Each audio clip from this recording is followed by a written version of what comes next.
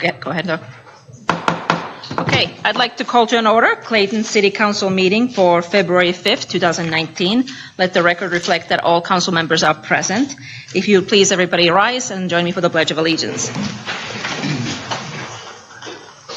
I pledge allegiance to the flag of the United States of America and to the republic for which it stands, one nation, under God, indivisible, with liberty and justice for all. So our first item is the consent calendar, and I do have at least one correction to the minutes, so I'd like to pull item A, but is there a motion on the other items? I would move the balance of the consent calendar with a big thank you to our new representative to the CCTA Citizens Advisory Committee. Second. So it's been first and seconded. All those in favor, please say aye. Aye. Aye. And then let's take up item 3A. I think we have one, which is the minutes from last meeting. We do have one correction that's already in front of us, and I do have another correction here, which is on the same item, page 12.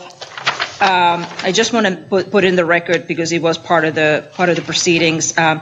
Right, sort of in the middle of the page, right before Councilmember Wolf's comments, there was a second nomination also that was made, although it didn't proceed. I want to just make sure that the record reflects that. That was a nomination that I had made for James Porter. So if you could add that in.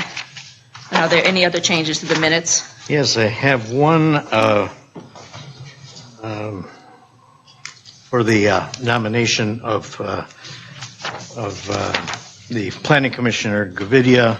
It says that Mayor Pierce voted no, or Vice Mayor Pierce voted no, and Mayor, you voted yes. I think that's a switch there. That's a switch, and that's already in front of us at the dais. So. Yeah, we benched that council member on the dais tonight. Okay, thank you. Any other corrections? Then I'd look for a motion to approve the amended minutes. So moved. Second. So it's been moved and seconded. All those in favor, please say aye. Aye. Aye. Any opposed? None. Okay, very good. Then we will move on to, I do want to mention also ECHO. So we did just appoint a citizen appointment, Ed Miller, to serve on the Contra Costa Transportation Authority, and I believe Ed is here. If you want to just say hi to us, come to the dais, please. Sorry. I didn't see you, or I would have called you out. Yes, I'm obviously in between another meeting that I just came from. But I did want to thank you for your kind words, Councilman Pierce, and I wanted to thank the council as a whole just for this opportunity to serve the community and hopefully, get us wherever there is a little bit faster. Can we move that becomes the uniform of the commission? Great. Thank you very much. Thank you very much. We appreciate it.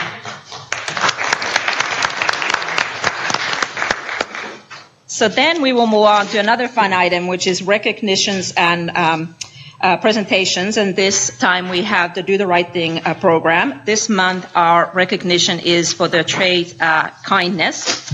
And I want to just read over what kindness in this program means. It means being kind to myself, others, and the environment, helping others in need, and being forgiving. So those are the traits that are being recognized.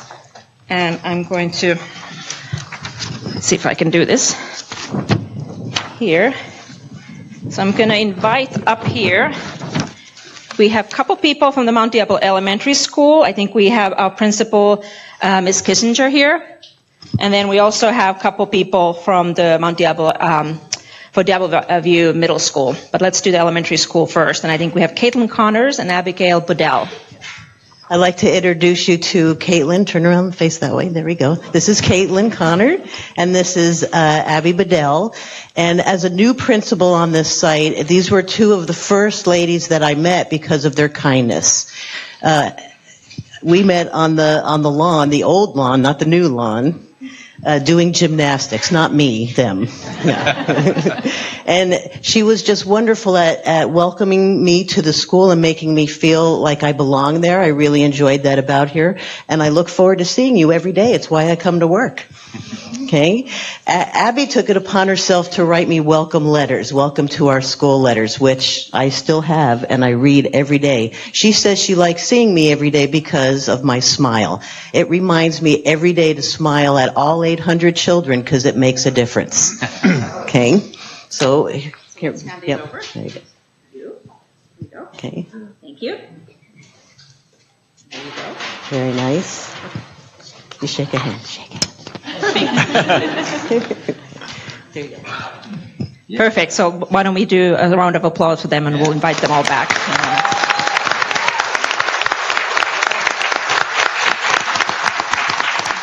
And then you can stay here. We'll take a group photo with everybody. If I could have Miss Bannister here, please. And I think also we have Genevieve Dennis and Matthew Diaz-Martin.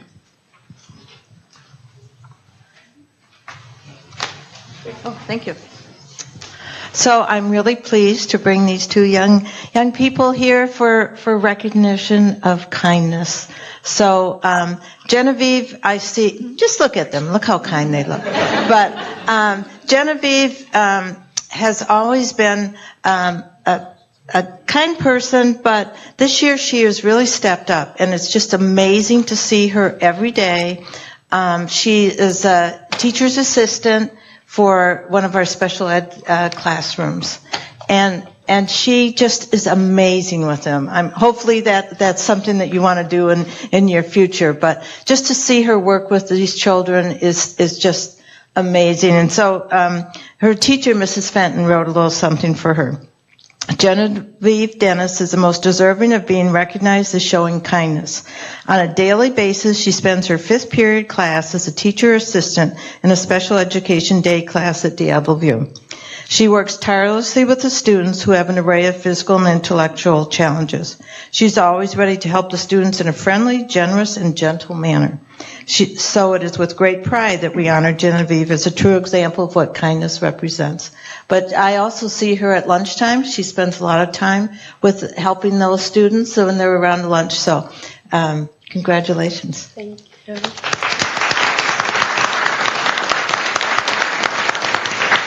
So Matthew here is a gentle soul. I asked his teachers about him that recommended him, and they just say he's just very kind. He has kind of a quiet confidence, kind of makes him humble, which is we all need some of that. He's always willing to ask for help as well as to help others. He generally cares for others, and you can see that. One teacher told me about how he actually recognized that his team wasn't being very fair, keeping score, and he said, they're not going to be happy with me, but I don't think we got the right score. So that takes a lot of courage for a young man. But he's just good in everything he does, and I actually witnessed him just recently. A little girl was looking very sad and that, and he actually stopped and said, are you okay? Can I help you? So these are two wonderful young men, young man and young lady, to represent.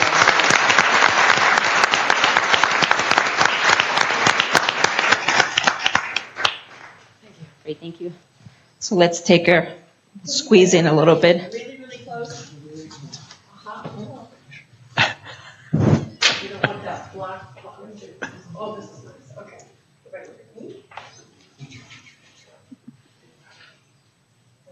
And there's your BFF out there. Look at that. Oh, that's cute. It's my BFF.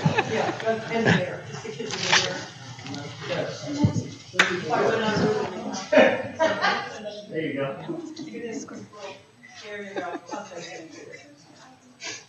Very nice. Great, thank you very much. And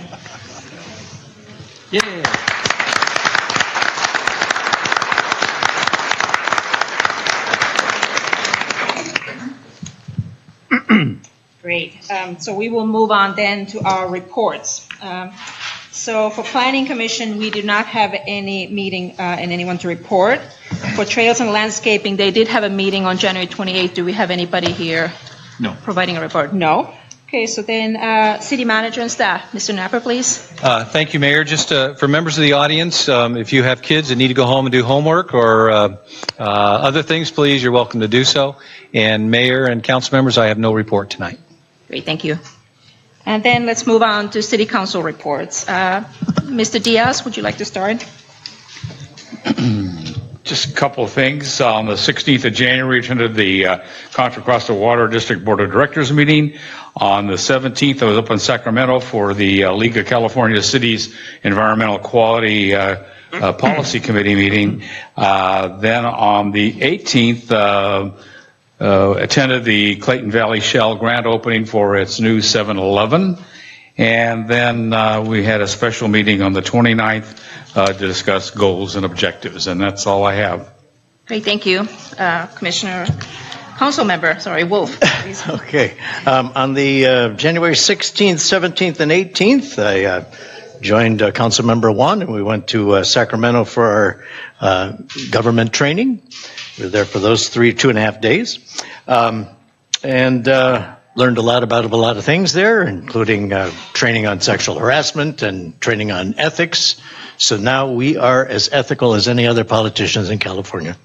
And the 24th, the League of Cities went to dinner downtown to listen about the Casa Compact and learn about that. The 29th, went to the goal-setting meeting at City Hall for our staff, and also met with earlier in the day with Chief Warren to talk about what's going on in the city. On the 30th, we had the Regency Drive Subcommittee meeting, and also I had a meeting at the Peacock Creek Hazardous Preparedness Leadership Group.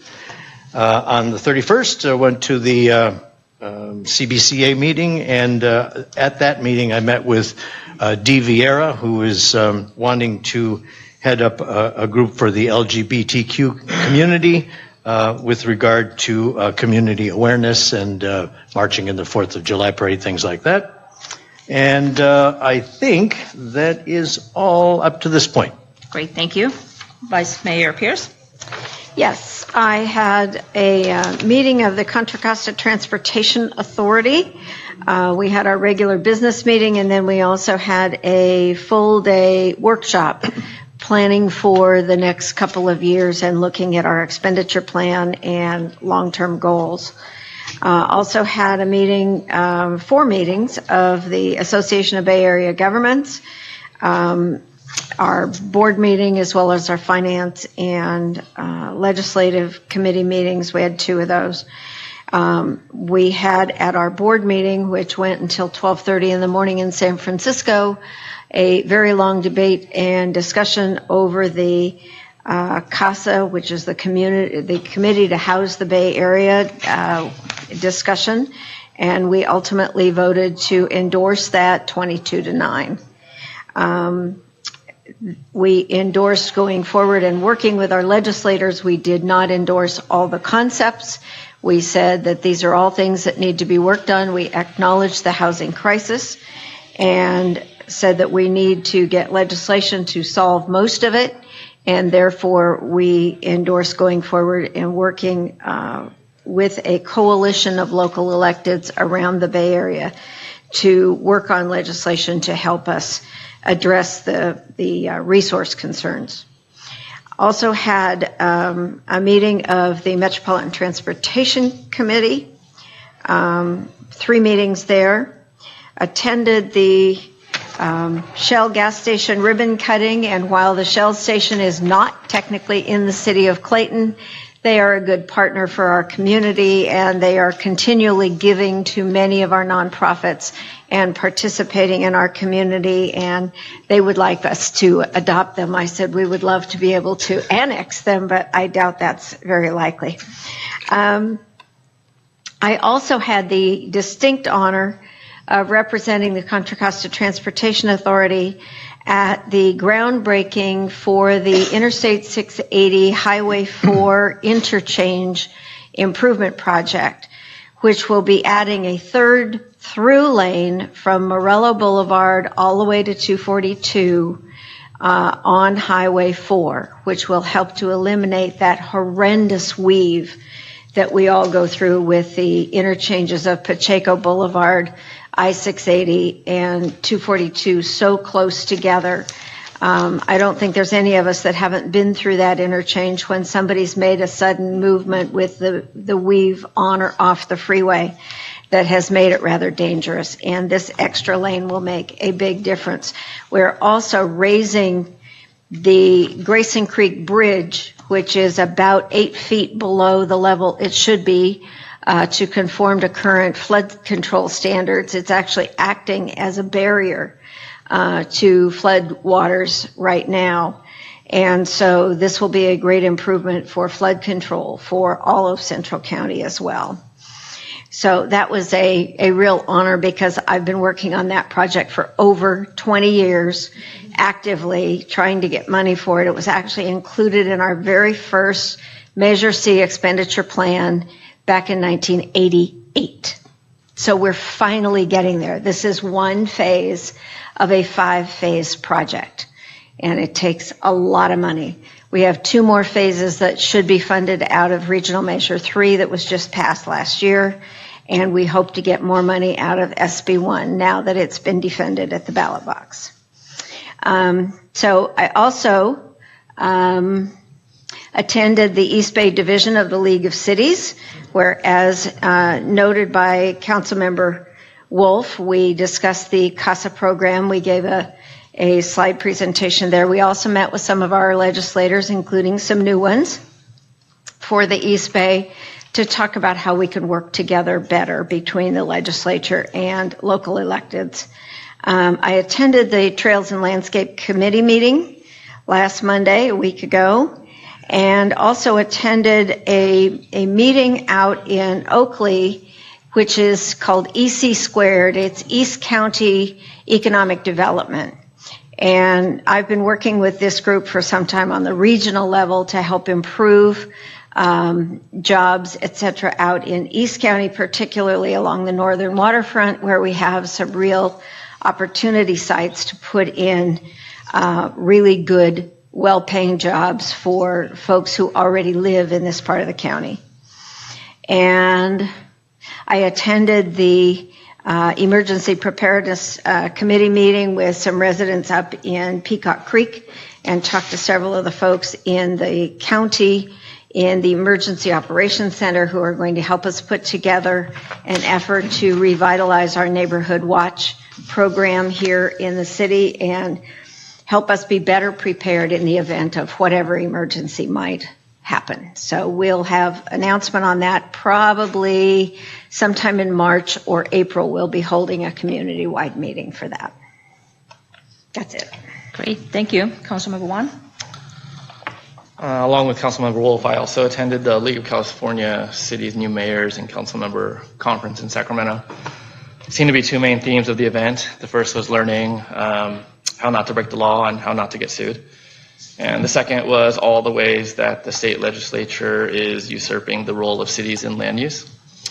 I had a chance to talk with people from several other cities around California, and the consistent sentiment was general dissatisfaction with our state government and the action they're taking. And really, as much as cities like ours will disagree with the state mandate approach, there's really very little that we can do to resist. Places like LA and Oakland and San Francisco are pushing laws that will impact the entire state. And to the extent that housing supply increases, necessarily home values will decrease. And those are the people that we elect. So that was the extent of the conference. That's it. Great, thank you. So I have a couple things for me. On Wednesday, January 16th, I attended the Library Foundation Board meeting. I think that was my last one until you go there. I do want to note, just ahead of time, they do have their first book sale. They have 2 big book sales a year, and the first one is coming up on April 12th through 14th, a little while away, but they do accept book donations, so if any members of the public would like to donate, they would gladly accept those. Then on Friday, January 18th, I was in Sacramento in the League of California Cities. I was in the Transportation, Communication, and Public Works Policy Committee. Then I had a couple sets of mayor's office hours on January 19th and January 25th. These are something I'm going to do a little bit more this year, just to have an open opportunity for any citizen to come and stop by. And I was happy to see many of our citizens did come and talk with me. Then on January 29th, I also attended, I think all of us attended, the council's goal-setting session. On January 31st, Thursday, I attended the CPCA general meeting. And then I want to make a quick announcement on CPCA related. So they are doing their scholarship program again, and I'm going to be chairing that again this year. So this is a scholarship program for graduating high school seniors who are currently living in Clayton. So if anyone is interested in applying, the application forms are on CPCA website, and the deadline is March 30th. So that concludes my reports, and we do not have any other reports either.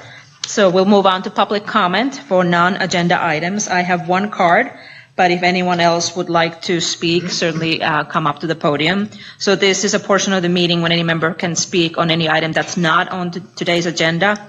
And I have one card. It says Fiona Hughes for Marcy Longchamps. Thank you.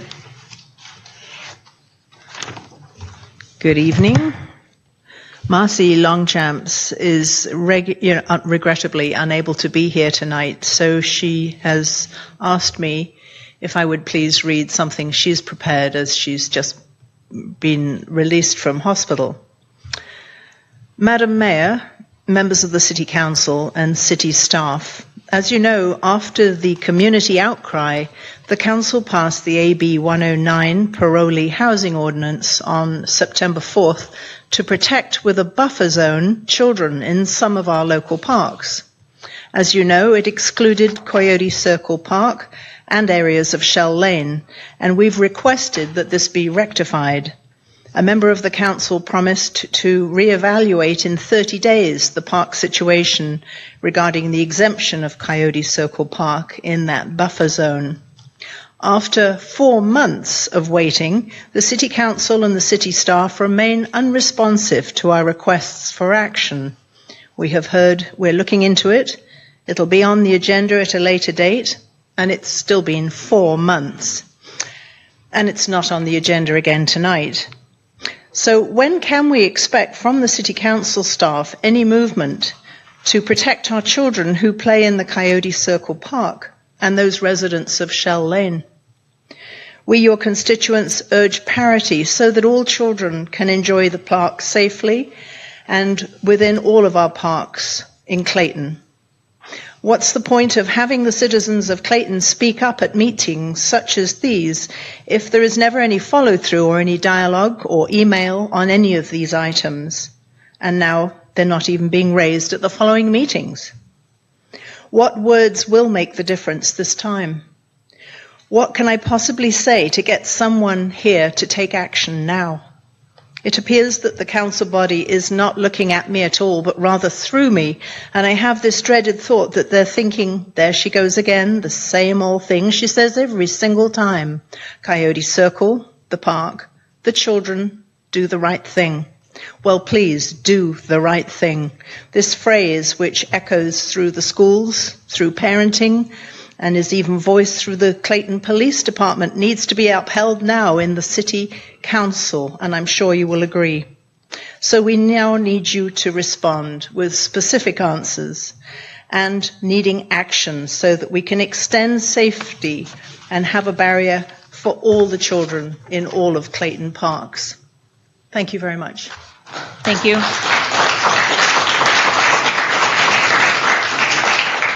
I don't have any other speaker cards, but if anyone else would like to address the council, please step forward.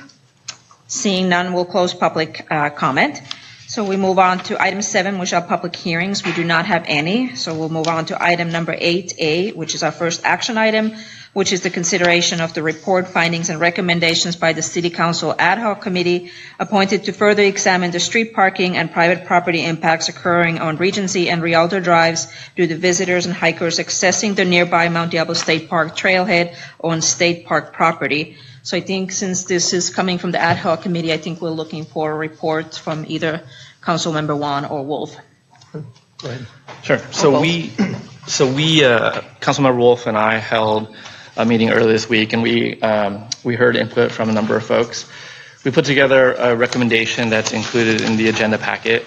The summary of the recommendation is that we would designate certain areas in the affected streets to be permit parking, and other areas, including the areas at the end of the trail and those not in front of people's houses, would be not included in that zone. There'd also be a limit on the applicability of those times where that's really close. People out there can't hear you. Sorry. There'd also be a limit on when the permit parking would be in effect. We would recommend a limited time period, a certain time block on weekends and holidays, and also a process where, to the extent that there is a spillover effect, that we would create a process so that it could apply should certain criteria be met. There's a lot of details in the plan. I don't want to read the whole thing. However, the idea of this was to balance the needs and desires of both the residents to alleviate the specific concentrated problem, as well as continue to provide access to all the visitors of the park, having a way to both park there as they do now. For a number of cars, I think we did count, it would be something like up to 50 or more cars that would still be fit in that area.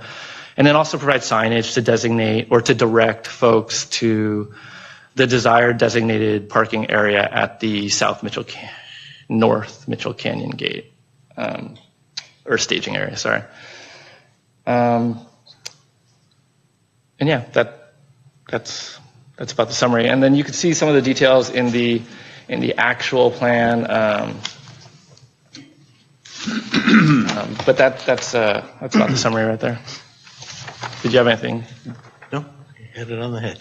Can you talk a little bit about who participated? Because I think you had a number of stakeholders. Sure. So can you elaborate? We had a few residents, I think 5 or 6 residents that were local. We had other residents as well that lived also in Clayton, that were in other areas of Clayton. We had the gentleman that was from the Mount Diablo State Park, and we also had members of city staff were there as well. So we had the meeting we tried to structure it in a way that everyone was able to participate and share their thoughts.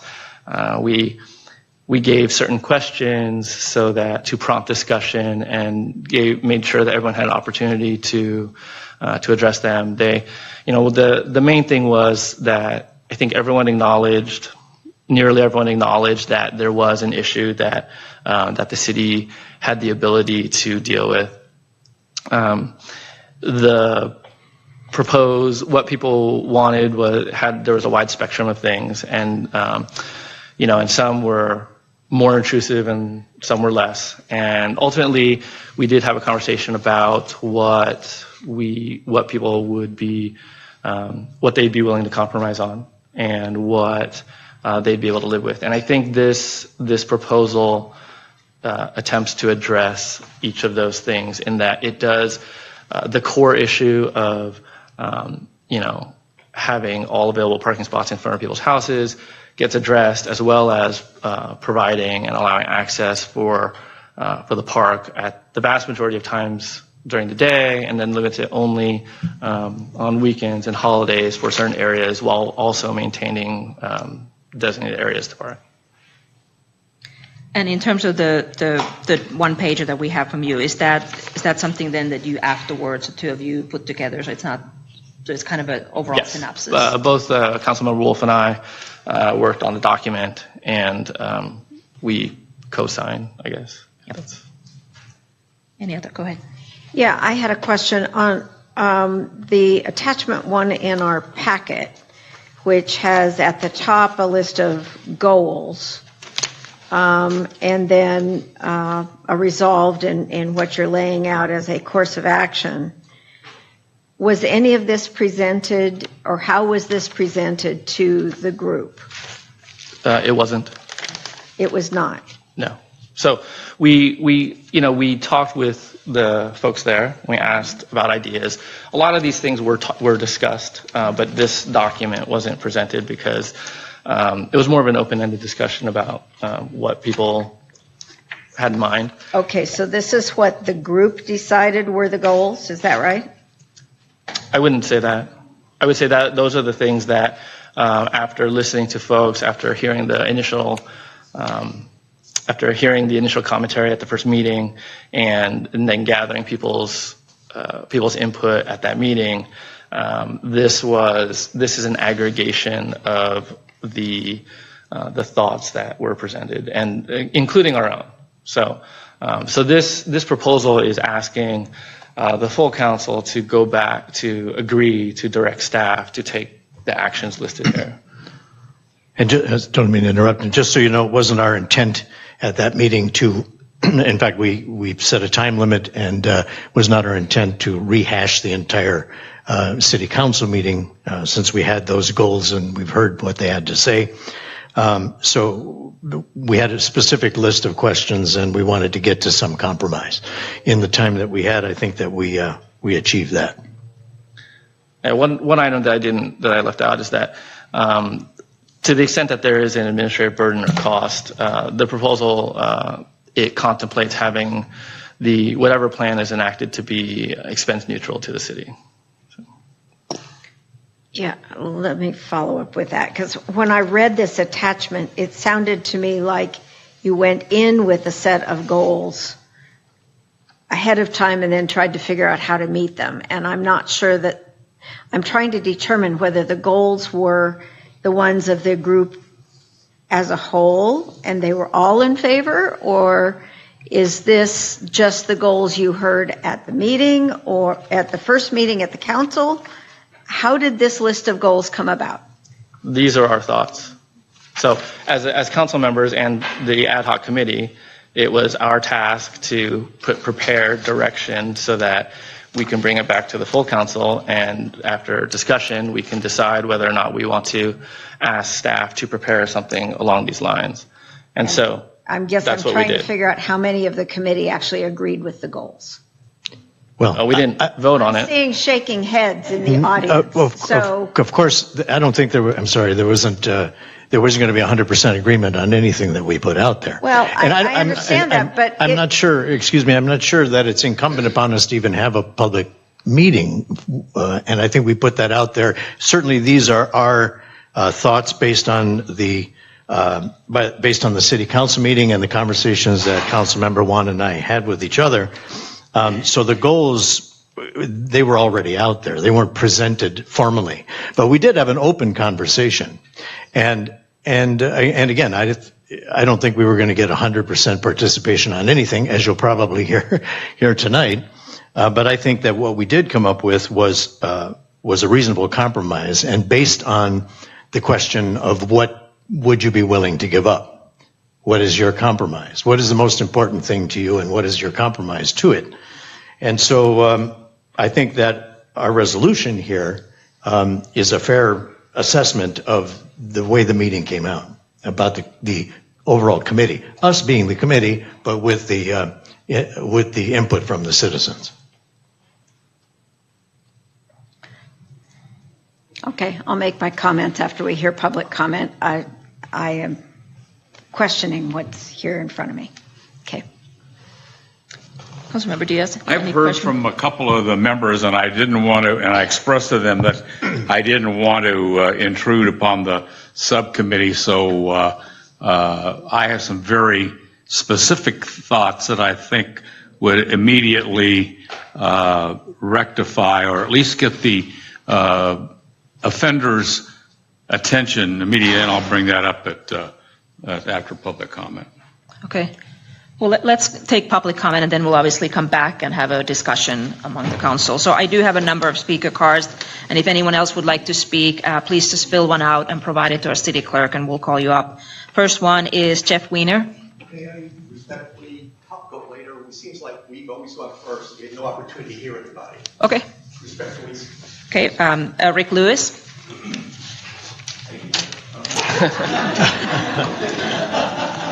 I don't know if that works any better or worse, but so I just shuffle them up. Thank you. Thank you for the resolution, and thank you for listening to all of us. I'm Rick Lewis. I live at 170 Regency, second house from the end. and for listening and coming up with a plan that actually resolves our problems. I really was impressed with the plan, and thank you, Carl and Jeff, for doing that. I agree with all the characteristics and urge you to move forward with it. I want to briefly address something that came up at the meeting about property values. I looked at a couple and how they would be negatively impacted by the plan. I looked at 2 surveys, and I'd like to submit them. One was in Charlottesville, and the city found that 6 permit zones to allow residents reasonably access to their properties and preserve the residential character of such areas and their property values therein, according to the city code. So the city code actually has property values as a benefit for this program. I also looked at another brief residential study, and this has, for 3 cities, they did an extensive survey. I'd like to submit that so you guys could take a look at, what they looked at as far as, the criteria for the permits, and I think it's a good study for you guys to at least take a look at. Can you summarize? And what cities? Well, it started out in Virginia. I think one of them was in Virginia. So I haven't read the complete. I read some of the summaries of it. But they were neutral on, I really looked at it for property values. They were neutral on property values for all that. They couldn't really make a determination. Now, I also took a look at and talked to a couple of realtors. One is up in Napa, a good friend of mine. He felt it would be positive for property values. And the other one I talked to, and I wanted her to come tonight, was Lynn French. I think you all know Lynn, right? Most of you? Or of her. I know. And she felt it would be positive for property values. So I don't think that is really an issue. I think my time's up. Is that right? You got 25, 24. Oh, seconds. okay. Well, that's all I had. Yeah. Thank you. Thank you. If you want to submit your items to Councilmember Wan, and we'll pass it on. I'm not going to be able to read that entire document right now. That's why I'm not going to be able to sum it up either. Great, thank you. And then I have Nancy Topp.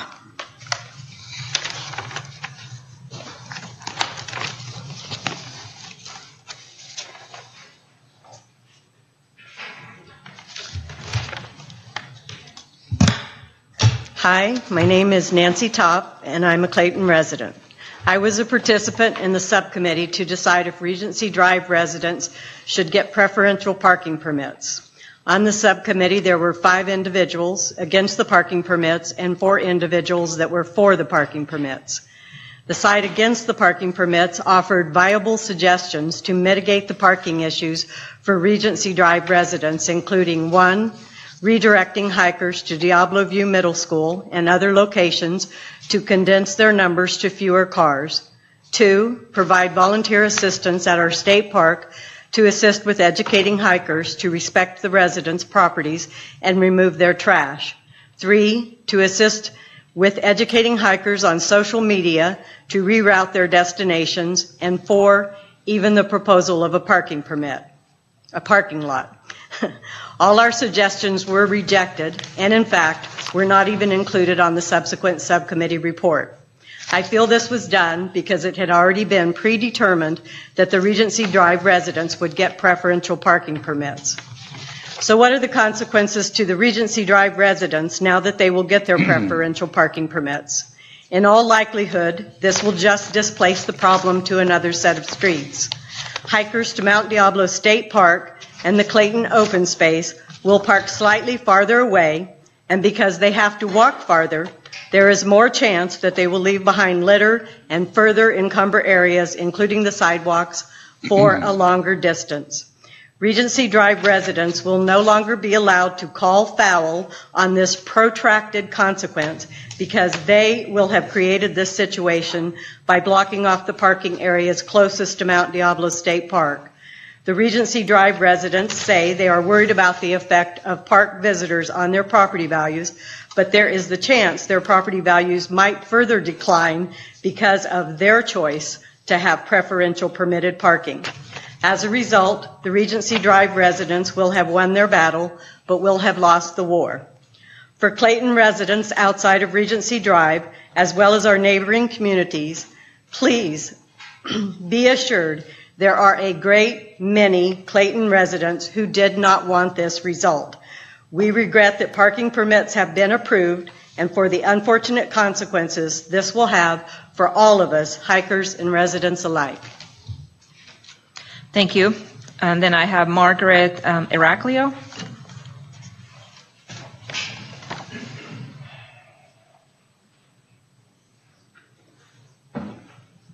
Hi, I'm Margaret Iraklio. I live at 151 Regency Drive. I'm the second house from the end on the right. I want to thank the council for listening to us, and especially Jeff and CW for taking the time out to go over the proposal and their quick response to our problems. I do agree with the proposal. However, as I live at the end of Regency, I would have preferred restricted parking 7 days a week instead of just weekends and holidays. Just today we had 2 cars parked out front most of the day. One car had Oakland residential parking permit on the bumper. I took a photo of it if you'd like to see it. Why can't we have this? I implore the city council to do the right thing for the residents of Regency Drive and vote yes. I just want you to try to think if this was your neighborhood. I repeat, this is a neighborhood, not a parking lot. Thank you. Thank you. Then I have Jennifer Rowe.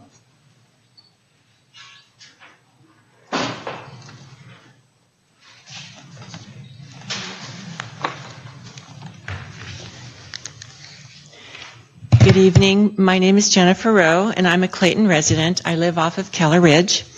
I read the City Council's goals and resolutions for the preferential parking program, and I'd like to discuss a couple of items that are on it. But first, I want to say that I'm one of the many Clayton residents who live outside the proposed permit parking zone, and this group currently competes with the crowds on weekends and holidays for access to Donner Canyon at Regency, which is our closest gate. And we Clayton residents have never been mentioned or written up as part of the problem. I originally was concerned that a new parking program would preserve quality of life for one group of Clayton residents at the expense of another. However, I see the proposed temporary use permits as an attempt to mitigate additional barriers to Donner imposed by this program. But to be effective, the temporary permit should have the following features. They should be available online and therefore easy to access. They should be obtainable even on weekends and holidays when city offices are closed. And they should be of a long duration, say for a month at a time or 2 weeks at the very least. But the other item I want to address are the guest passes, and in particular how the City of Clayton determines whether or not a household needs a guest pass. What factors, what measures will the City of Clayton use to ensure each guest pass is justified and fair? Guest passes are their own commodity. They stand separate from residential parking permits and therefore should not be automatically bundled into a permit program without separate consideration. Guest passes give the holder private ownership rights to public streets, and that's a really big give. Therefore, they should only be granted to a household after using measurable standards that can be equally applied in fairness to any type of home and in any Clayton neighborhood. These standards, fair standards, would eliminate preferential treatment when allocating private use of our public property. The Concord and Walnut Creek permit programs were attached to the agenda at the January 15 council meeting. And when I read those, it looks like these cities look at external factors, such as the amount of off-street parking accommodations that currently exist at each home, whether the home has a garage or not, and if a garage, then for how many cars, and whether or not street parking is the only available parking for that household, and so on. In our case, homes along Regency and Rialto Drives have off-street accommodation to park 4 vehicles. That's my understanding anyway. And now the curbs in front of their homes will be cleared for use by their permitted vehicles only. which means these homeowners can legally park their vehicles on the street to free up their off-street parking for 4 additional cars.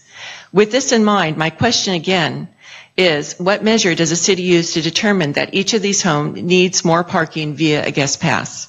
What is the targeted number of parking spaces for each home? Really quickly. I bring this up because the first permit program sets a precedent for those to come. It's the model for the next one.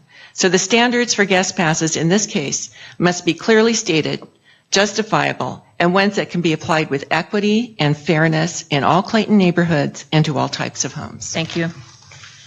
Then I have Judy Moon.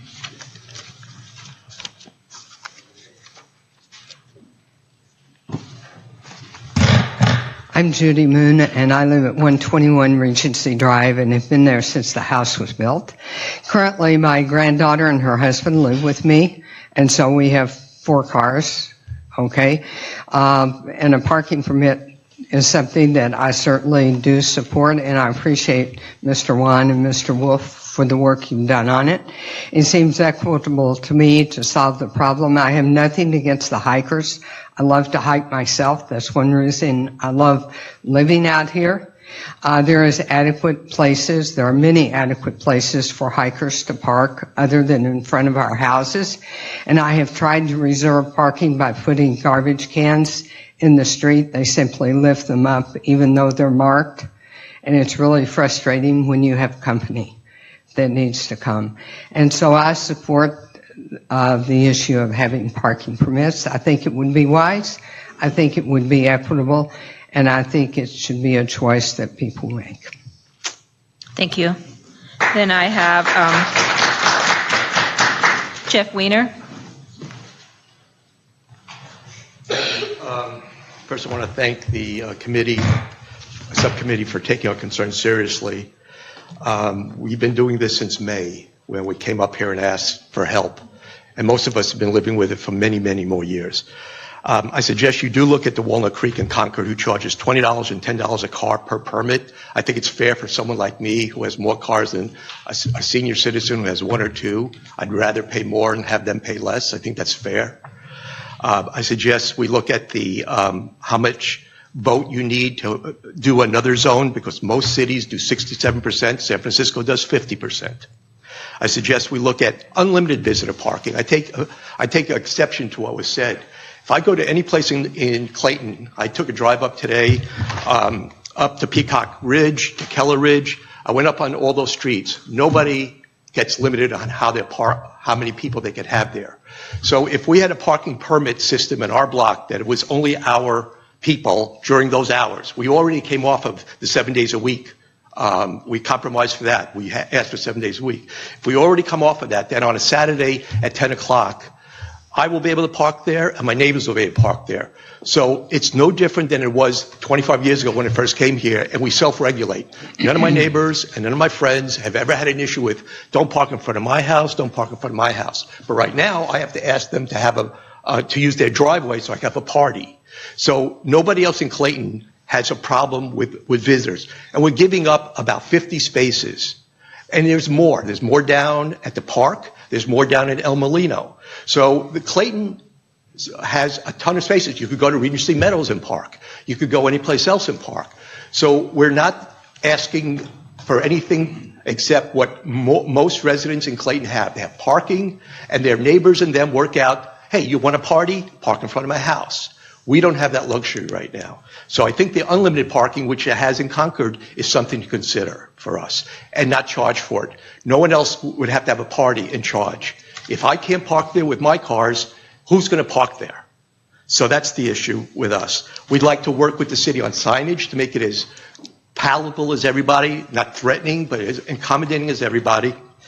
Also, I realize that the neighborhood watch we have now is useless. All we do is watch hundreds of people walk by our house. I've had packages on my front, and my neighbor has to watch out so that a hiker doesn't take it. There are people parking there looking at our houses. We don't know if they're hikers or checking us out. So it's a very unsafe environment. I don't know why we have a neighborhood watch in Regency anymore, because all we do is watch strangers all the time. and that's not what we moved there for. So I'd like you to consider the park, the hikers. Also, the hikers are not coming from Clayton. I've talked to them. The Parks Department people have talked to them, and they're coming from D.C., Hawaii, and outside the place. If you're from Clayton, you know how to get to the park on El Molino and park by the seminary building, which we said is reasonable, and you walk another 50 yards or 50 feet. I don't need to do that with my parents, who now died, and I can't even have her anymore because I couldn't put her in front of my house, and some of my neighbors who have to move their parents that way. I'd rather the hikers move there. Thank you. Thank you. And I have one more car, Terry Denslow. Okay, just a couple of comments. I'll be quick. First off, I wanted to thank Councilmember Wolf and Councilmember Wan for facilitating the subcommittee and giving residents a chance to respond on these concerns. I participated in the subcommittee. There was a couple of things that I wanted to comment after reading the write-up that the two council members has put in the agenda. You know, on the permit aspect, you know, I like the. I'm not super sure that this is going to work. I think it's going to spread out, but I think it's probably a good idea for now. The problem has consisted, you know, for a while, and something needs to be done. But the thing that is not very clear to me in the write-up is the aspect of the temporary permit. I think when I was reading, it was saying that was restricted to Clayton residents, and so I would like to hear a little bit more about what the perspective is about, you know, the broader public that wants to come to Mount Diablo. So that's one concern I had. I also just wanted to express another concern. And the goals that were stated, you know, one of the goals was suggested in there that there was a goal to direct hikers to the Mitchell Canyon staging area. I don't recall the members of the subcommittee raising that as a goal, or the gentleman from Mount Diablo. I don't know if that necessarily should be a goal of what we're trying to do here. It sounds like it's more to alleviate the parking and not necessarily to tell the hikers where they should park. And so that was one area that I wanted to raise as a concern. And then just something for the council to consider during their discussions. You know, in walking around that area, I see there's a lot of areas to park that are not in front of houses. You know, I suspect that when you put the permits, they're just going to go beyond the permit areas and start parking in front of the houses in the other, you know, neighboring areas like Weatherly and the streets there.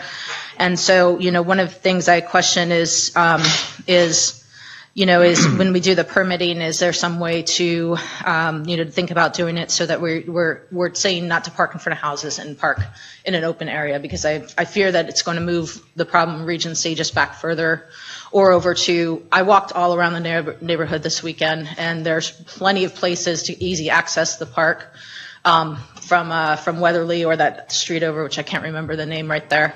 Where they'll probably park at the end of the circle and start parking in front of those houses. I mean, if I were a hiker and I were out of town, that's what I would do. And social media is probably going to direct people to park in those spaces. So just a consideration. Thank you for the time. Thank you. Then John Adams.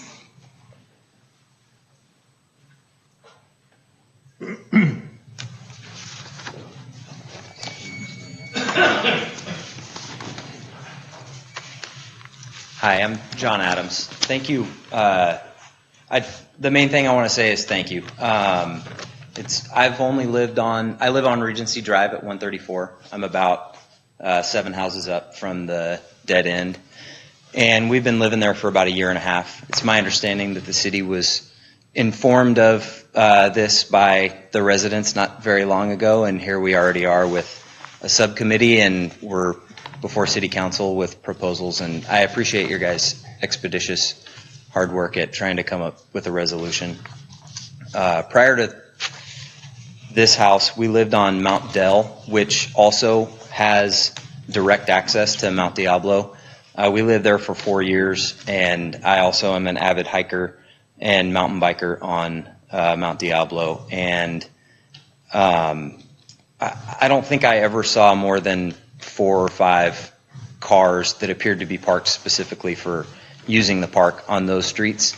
And my wife and I have talked at length that if we had any idea of the parking issue on Regency Drive, we would have definitely reconsidered purchasing that house.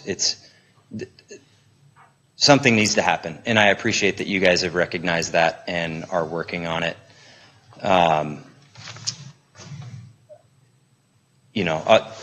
A lot of the issues, they've already been discussed, the trash and so one thing specifically is my wife and I have 2 daughters that are under 3 years old. In the year and a half that we've lived there, we've tried to have 2 birthday parties on springtime weekends.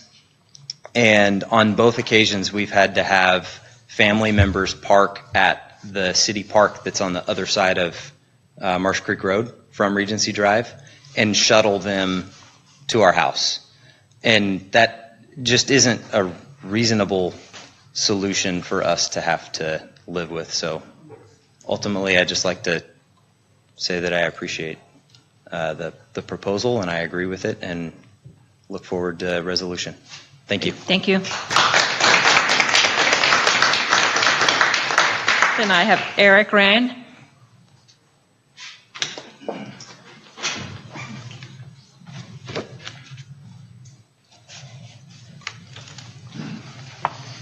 Good evening. My name's Eric Wren. I'm the property owner at 176 Regency Drive. That's ground zero for everything there. My suggestions to the council is that before enacting any measures tonight, you need to get more expert advice on the best method to restore the lost value from the overuse of Regency Gate.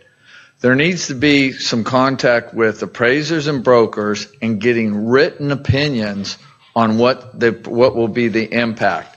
It's very easy to get someone to give anecdotal evidence, but we really need experts to say, hey, this method should be able to deliver this results. I am not in favor of the current proposal. I think it caters to those to really not inconveniencing hikers versus protecting the property owners in the area. It's too complex. There's, talking about formulas and so forth. It's got to be something very simple. And it really does nothing at all to address the traffic. It's just going to be a sprint down to the end of Regency to see if those spots are available, because those spots will still be able to be used on those weekends. So it's going to be a race down Regency now to get there on that.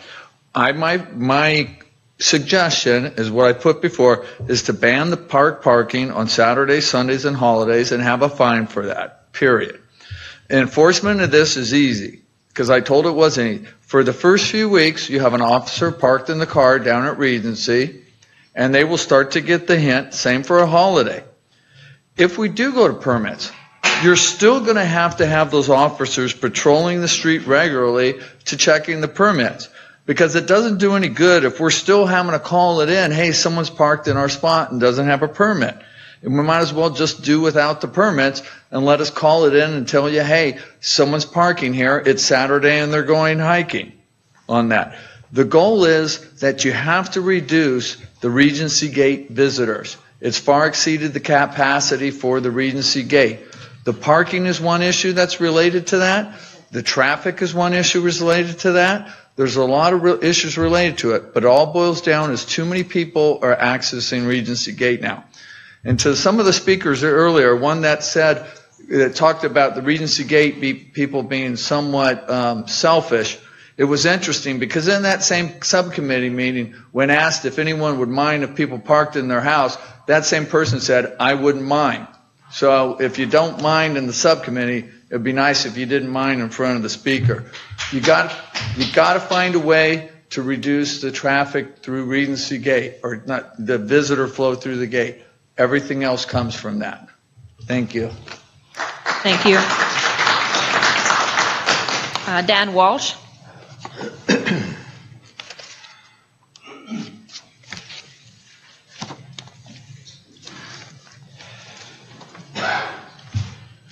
Once again, I don't want to be here, and I missed another Warrior game because of this. But Jeff, Carl, the rest of you folks, Jim, thank you for being here. Thanks for listening to us. I'm supporting the proposal that the subcommittee had. one thing I just wanted to point out is, and I've said this to you guys in the past, none of us said we wanted to close the gate. Nobody said we wanted to stop hikers from being able to go in that way. So the fact that we have outsiders that are not part of our subdivision that are trying to dictate what goes on in our subdivision, that includes certain hikers in Peacock Creek, which, by the way, I was up in Peacock Creek over several weekends, and I didn't see any cars parked up there by their trail entrances. So regardless of that, Mount Diablo State Park, Save Mount Diablo, they're not stakeholders. The stakeholders are the subdivision residents. We're the ones that are being impacted. And we're not asking for things to be completely shut off. We're just asking for some semblance of a neighborhood to be given back to us. When we were sitting in that subcommittee meeting a couple of days ago, I heard somebody here say earlier that it was a 4-5 against. I didn't see it that way. I don't think anybody else saw it that way except for 2 individuals. So, we're here to support you, and we're also talking about, if we have to pay for resident parking, and it's going to be open to the city, all the Clayton residents should also be having to pay for the same ability to park in our area. So it's not just limited to us being the ones stuck with this. We're all stakeholders in this, so hopefully we can all be the pain bearers of this as well. Thank you very much, and I appreciate you guys even taking the effort to try to fix this with us. And like we said before, we want to do this in the least intrusive possible way. We just want our neighborhood back. That's all. Thank you. So I don't have any other speaker cards, but if anyone else would like to, that's fine.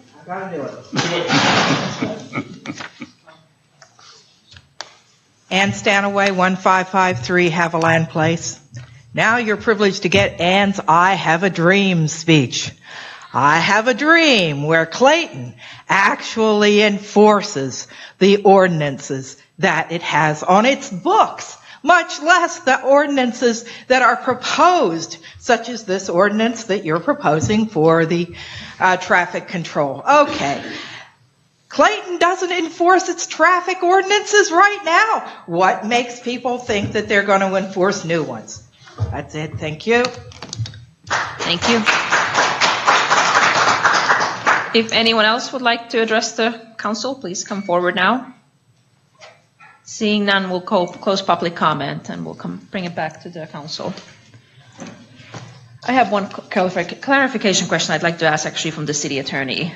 So I have one of the recommendations here was that if we do any kind of permit program that any city resident would be able to obtain a temporary use permit. And I have a question about that as to whether that's actually something we can legally do.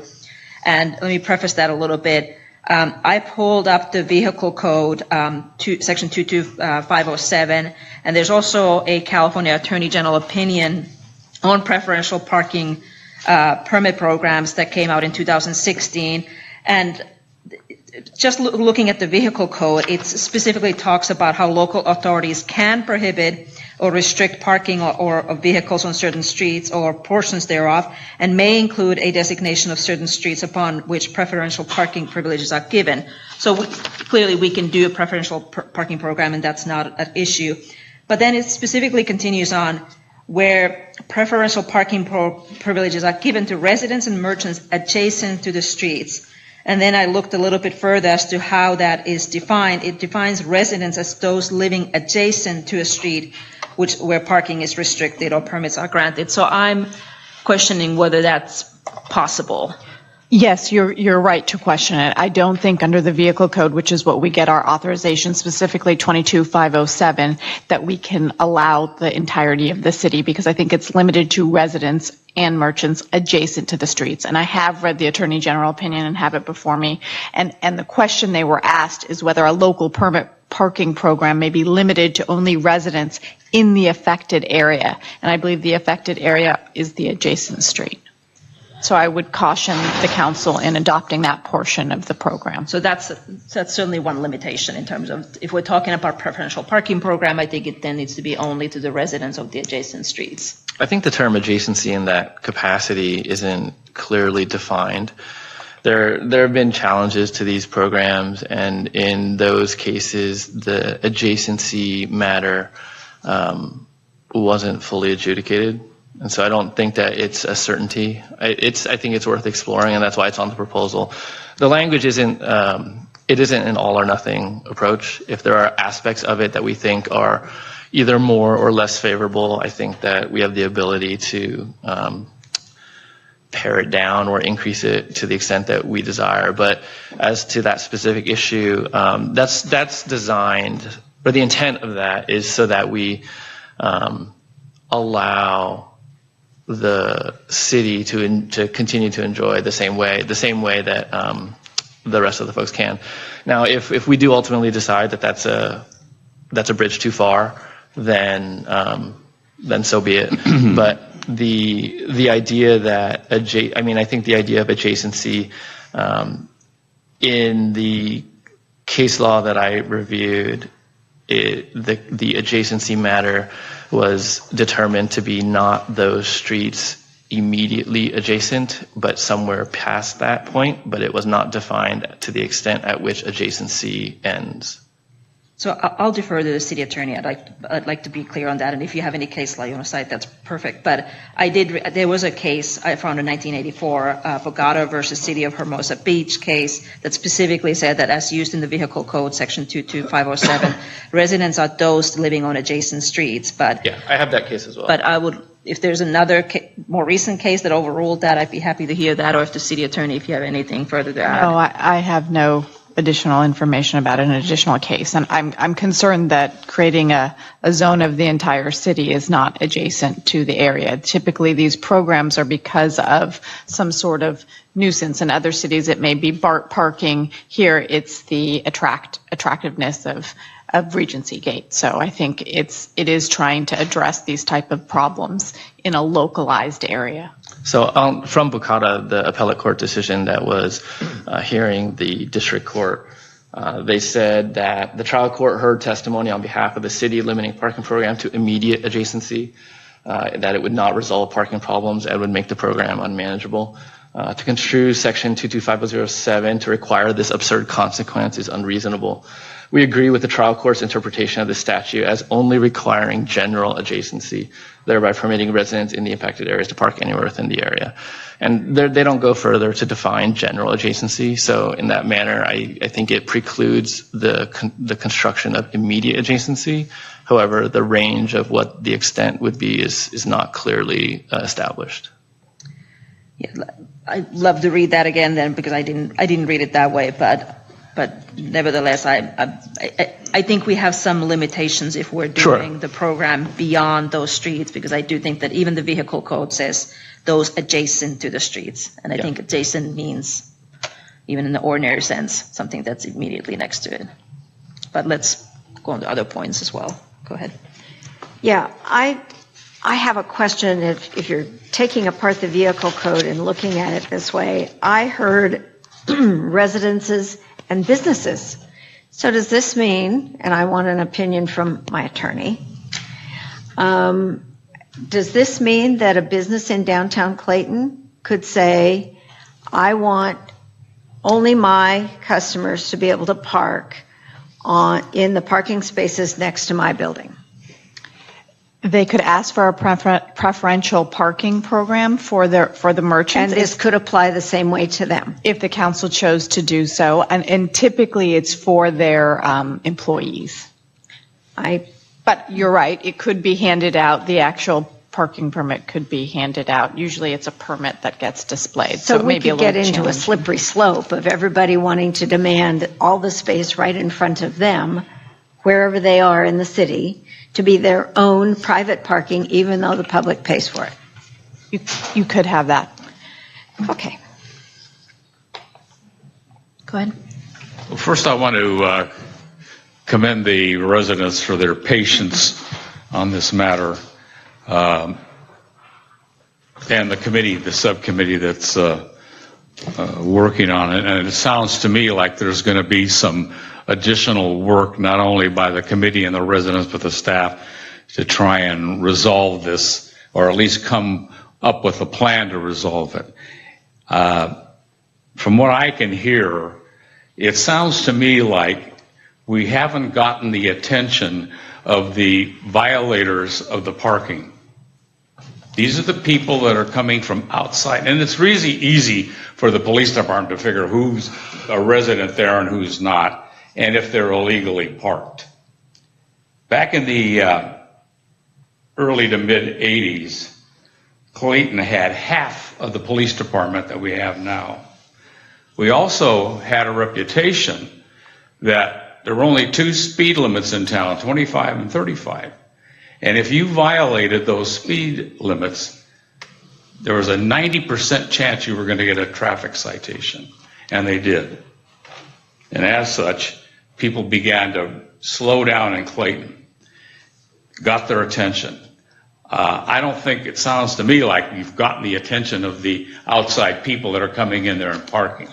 Yes, the department tells us that they have issued 35 parking citations, either for parking or expired registration. Yet, no car, according to the department, has been towed. And I believe if you tow 1 or 2 vehicles from non-residents, and then they have to go pay $400 to $500 and get that car out of the tow yard, you're going to get their attention, and pretty soon people are going to realize you don't park on Regency Drive if you're a non-resident, and you're just going to use that as a free parking pass to go up the mountain. So I'm suggesting some strong action and some enforcement. Back in the mid-'80s, had half the department than we have today. We've got 11 officers. It would be easy to get their attention. I think respectfully, well, a couple things. I don't think the issue is, the main issue is the folks that are violating the vehicle code. I don't think it's merely the people who are parking illegally. Even if everyone were to behave perfectly consistent with the law, then you would still have the present problem of surge parking that occupies all of the spaces. And they can do it legally, and there's really no avenue to say you can't park here if you don't have something that restricts it. So, and then I think it would be problematic to only focus towing on non-residents. Maybe you need a recommendation to put some signage up that clearly states that, as opposed to going through a process of issuing permits and so forth. And that was something that was raised, putting the signs. But if you have signs without a permit, or if you just have signs that are essentially decorative, they don't have an enforcement mechanism. You wouldn't be able to take any action. It's merely a recommendation. And in that regard, then I don't think that also would not accomplish the goals at hand. Well, the department had reasonable cause or action to issue 35. For the illegal parking. So they would know when they write up that citation whether or not that person is a resident or a non-resident. Yes, certainly. And if it's an illegally parked vehicle, tow it. No, and that's certainly. They'll get the message real fast. No, and I think that's perfectly fine. The police are at their discretion to enforce those how they want. But again, it's not illegally parking that's the issue. I think it's just general. And it's parking. going to take time to figure out what that process is to ultimately resolve it. I'm talking about something that's immediate and gets somebody's attention. Well, certainly we're in a different time than we were back in the 80s when, granted, we had much more enforcement, but now with social media, we have a lot more people aware of this area and aware of the place that they can park for free. And I think that we have to look at that as our main problem, is that we have, as one of the residents said, an influx of people coming from all over now to use the free parking area on Regency. And so I'm not sure that towing certainly would be great if we do a big PR campaign with regard to social media to get out there and say, don't park here because they're towing. And maybe that's what we need to do. But all you need is 1 or 2 and the word will spread. Yeah, well, yeah. certainly one or 200, it seems like at this point.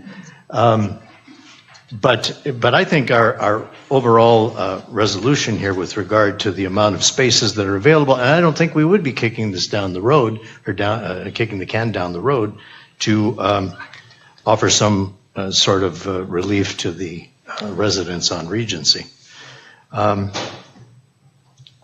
But I do think I agree with you that we need to get the word out that parking illegally is something you can't do in Clayton anywhere. But I'm not sure that's the only solution.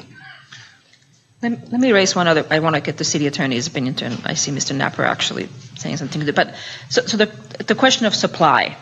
So and I want to sort of get into. So we've zoned these properties and any single family resident in our city they're required to provide 4 parking spaces per unit. And all of these homes are built with 4 parking spaces. So when we talk about supply, are we making a statement that the 4 parking spaces per residence are not adequate, and therefore we need more? And are we getting in trouble with our zoning ordinances that our parking requires 4 stalls per unit? And in this instance, we're saying that's not adequate. Are we treading the line there at all? I don't know if I'm being clear with what I'm asking, but. And to be clear, I think the 4 parking spaces are on site, not to be created on public streets. I mean, but are we creating? So if we're saying, because all those homes are built with 4 parking spaces on site, and if we're saying that that's not adequate, are we creating some kind of conflict with our zoning laws that say that 4 is adequate, so maybe that we need to increase the requirement for future homes? Is that what you're concerned about? That's what I'm concerned about. Yeah, it begs the question of what is the purpose of this permit parking or preferential parking?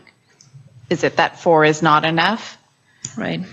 Because people are probably, which is common, using their garage for storage. But I think what the residents are saying is that 4 is enough. It's just that the influx of people over the last 4 or 5 years has grown to the point where 4 can't be enough.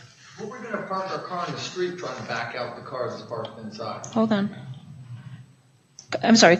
Can you repeat again? Well, I'm thinking that what they're saying, and I don't live there, but four cars would have been enough had there not been this influx since social media came along. This influx of here's where you can go to park for free. Come into my neighborhood and park here. But every house still has 4 spaces. Every house still has 4 spaces today. So how do we offer relief? Since 4, because it's not just the amount of spaces, it's the amount of people. I think what the mayor is saying is that to the extent that we do this, if a goal is such that we need to provide more parking for residents, then it leads you down a path where you say that the provided parking is insufficient. But I don't think that's the goal. I think the goal ultimately overall is to they're laid out here: relieving congestion, quality of life, the density, pollution, those type of things, safety.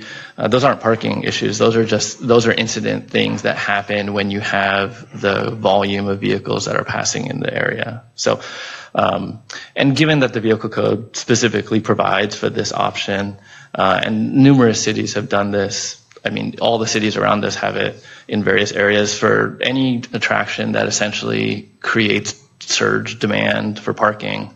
I think we're on safe ground in that regard.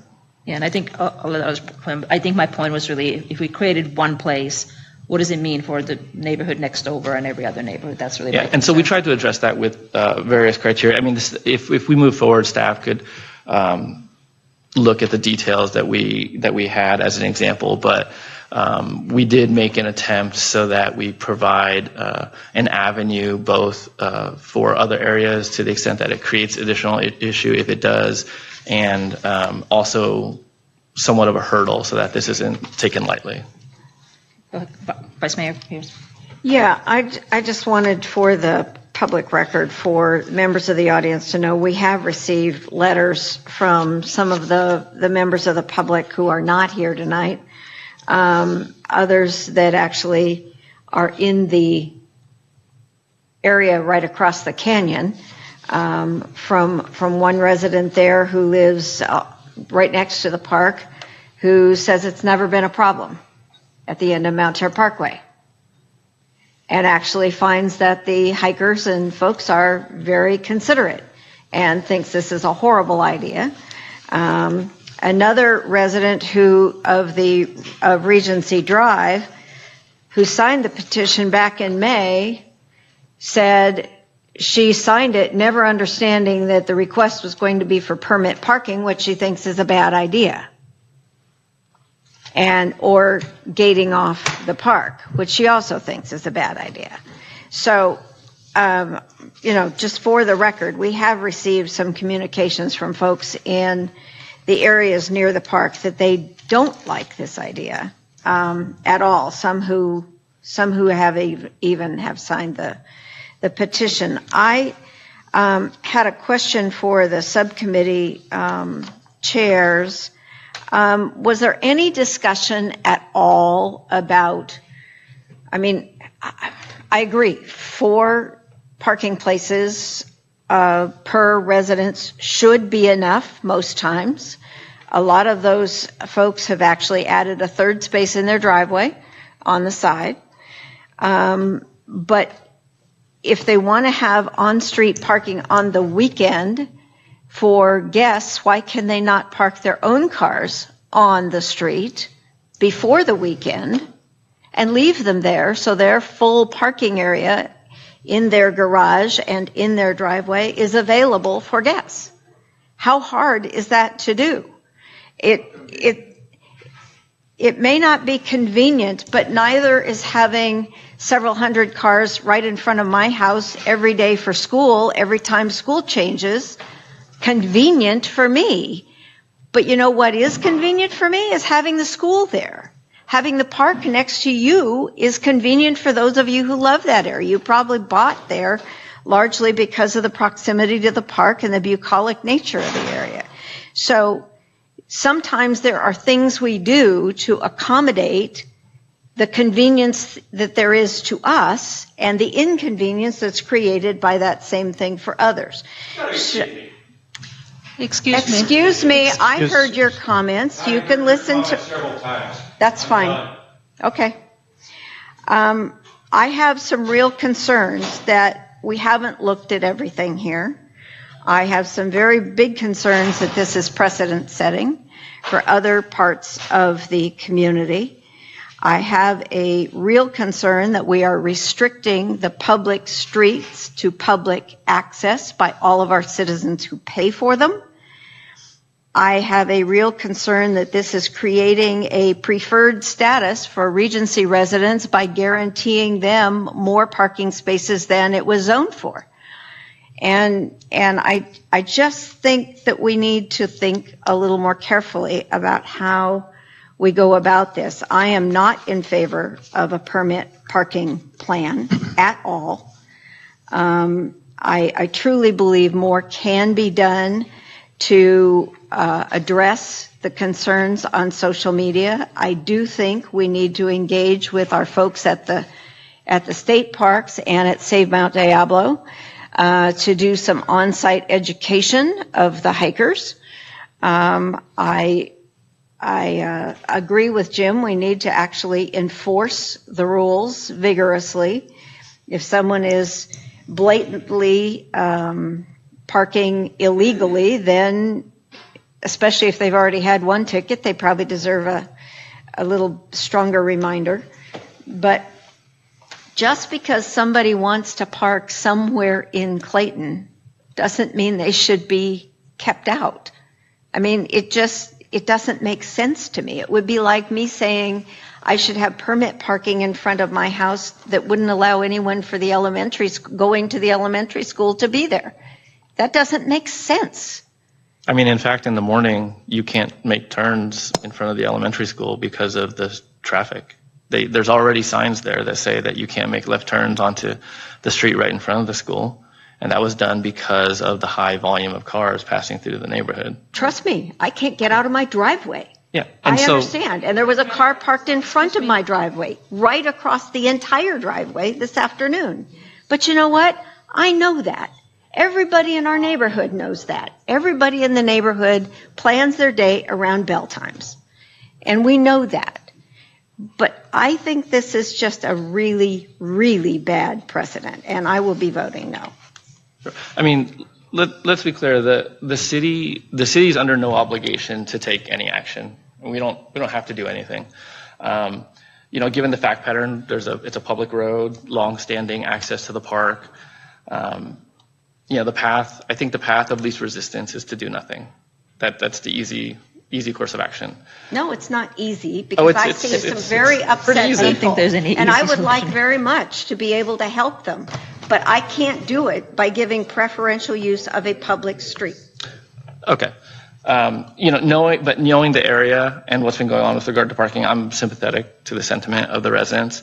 That's why I volunteered. I think that's why Councilmember Rule volunteered to be on the ad hoc committee.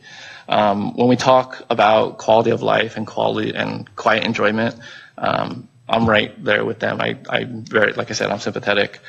When we start talking about property values, I'm less sanguine. I think that's difficult to quantify. I'm not going to attempt to do so. With the publicity around the gate area that is now, the cat's out of the bag, essentially. There's no way to go back to what it was. We can do an unlimited amount of outreach, and essentially it could have marginal benefit, but you can't police the internet. People can say whatever they want, as long as what they're recommending remains legal. Then public parking on the street, then that's what they're going to say, and that's what they're going to do. You can talk when we talk with the enforcement officer from the state park, Eric. I forgot his last name. I have it written down. You had mentioned that it wasn't a goal to direct traffic to the staging area. That when we asked, one of the questions is, "What's your goal?" That was his goal. He wants to direct traffic to the staging area. It's something that it benefits the park in fees. They can accommodate parking. That is the designated area to park. They have docents. They have bathrooms. They have all the facilities that are necessary. There's a suggestion, I think, from some folks, including yourself, that say that this isn't that bad, or this is something that's... I didn't say it wasn't that bad. Okay. Don't put words in my mouth. Sure. Or that this is something that people just plan around. No. Okay. Is that fair? Yeah, that's fair. Sure. Okay. I disagree. I think that, I've been there multiple times on weekends where the crowds are large. You can't even make a U-turn on the street because it's parking on both sides. I'm sorry. I know, but we can't catch what's in the audience. So since we closed public comment, please let us discuss amongst ourselves first. As I mentioned before, I think that what we're really talking about is concentrated costs for the residents that bear the situation, and very diffuse benefits for the other folks that want to enjoy the park. And so if that's something that you're okay with, then I respect that. That's your opinion.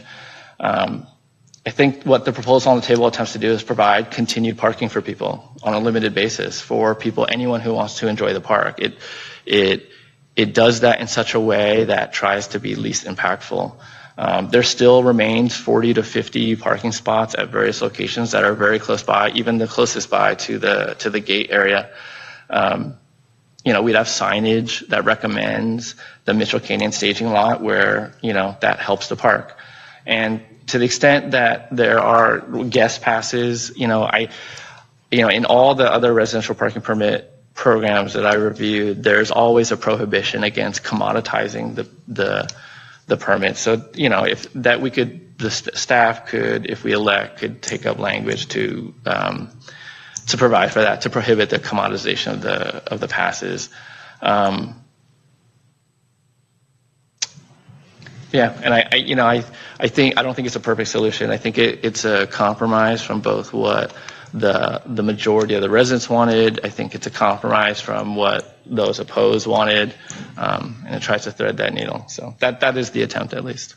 So let me ask another question. from either of the subcommittee members.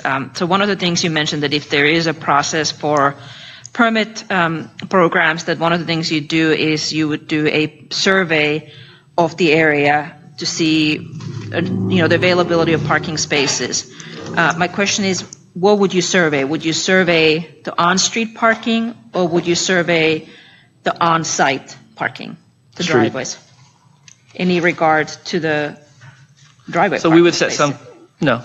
So you'd set some threshold that says percentage of occupancy on the available spots over some percentage of time of day for some period of time. So why would you allow the driveway on-site parking to be unused and base your survey based on availability of on-street parking only? Because the goal isn't necessarily to maximize the on-site parking. The goal is to alleviate congestion and surge demand from folks that are coming into the area. But isn't the goal to be able to provide sufficient parking for the residents? That is a goal, yes. So if that's the goal, then why That's would, a goal, why not wouldn't you the take, goal. But why wouldn't you then take into consideration the on-site parking availability? Well, we certainly could. You could. I mean, like I said, that could do that. I mean, there's no limit to what the survey has to be. Yeah. It's an overall. It's a general print or a general description of a process that could be enacted. So I guess, I mean, and I don't think any of us disagree, but I think we all empathize and sympathize with the Regency and Rialto Drive. I think we all recognize that there are a lot of cars there, so I don't think that's an issue here. But if we start talking about the driveway availability, so some weeks ago before the last hearing, I actually went through there on the busiest times, and I counted also not only. But we're still in winter. Yeah, but this was a Saturday that was extremely nice day. I was out Regency. at the same time as you were. But I went there on a Saturday too, at 1 o'clock, which is when it was the busiest, and every single on-street parking was taken for the entire Regency up until the Old Seminary Drive. But what I also observed is when I counted the driveway spots, those were not all taken. In fact, I mean, I think I counted at the 1 o'clock time, there were 27 homes in that Regency loop. Only 17 of the first parking spots were free, meaning 10 were used at the time. Of the second parking spots, 24 were free and only 3 were used. And then 13 additional homes I counted had a third space. And so my concern is that at least more than half of the driveway spots were unused. Yes, the parking on street was totally taken, but so that's... There was adequate parking for the homes. Right. So my concern is if we end up surveying it, then do we even satisfy it even here? I don't know. That's what the survey would do. I mean, you set the criteria for the survey, and we do it in an objective manner so that it would apply, and we get the information. Well, if your objective is to eliminate on-street parking for anyone that doesn't live there, to make it a private street, I don't think that's the. that does sound like it. Well, given that the entire end of the street would remain open, and the area immediately adjacent would remain open, and that you could park over 50 cars there, I think that hardly qualifies as a private street. But to the point that the mayor just made, if in that sample survey, one time anecdotal, understood, but if most of the driveway space was still unoccupied, then the residents have access to parking. And if they chose to park their own cars in the street, that leaves them even more space available and less space for visitors from outside the area that they seem to think are unwanted. Now, I'm sympathetic to the concern. I truly am. But I'm also sympathetic to the members of the public who want to be able to have access to that park. I mean, it is a public park. It is a public street paid for by taxpayer dollars. It's not a private road. I don't think anyone is asserting that it is a private road. But it sounds like it. It sounds like it when you're... So let me be clear. It's not a private road. Well, but you're trying to privatize the parking. In front of the houses, yes. I mean, that's the nature of a preferential parking program.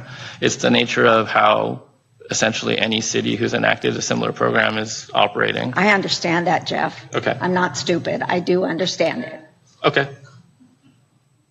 Yeah, and given the number of available parking at the end, that allows any resident or non-resident to come and visit the park as they would right now. The only thing it does is say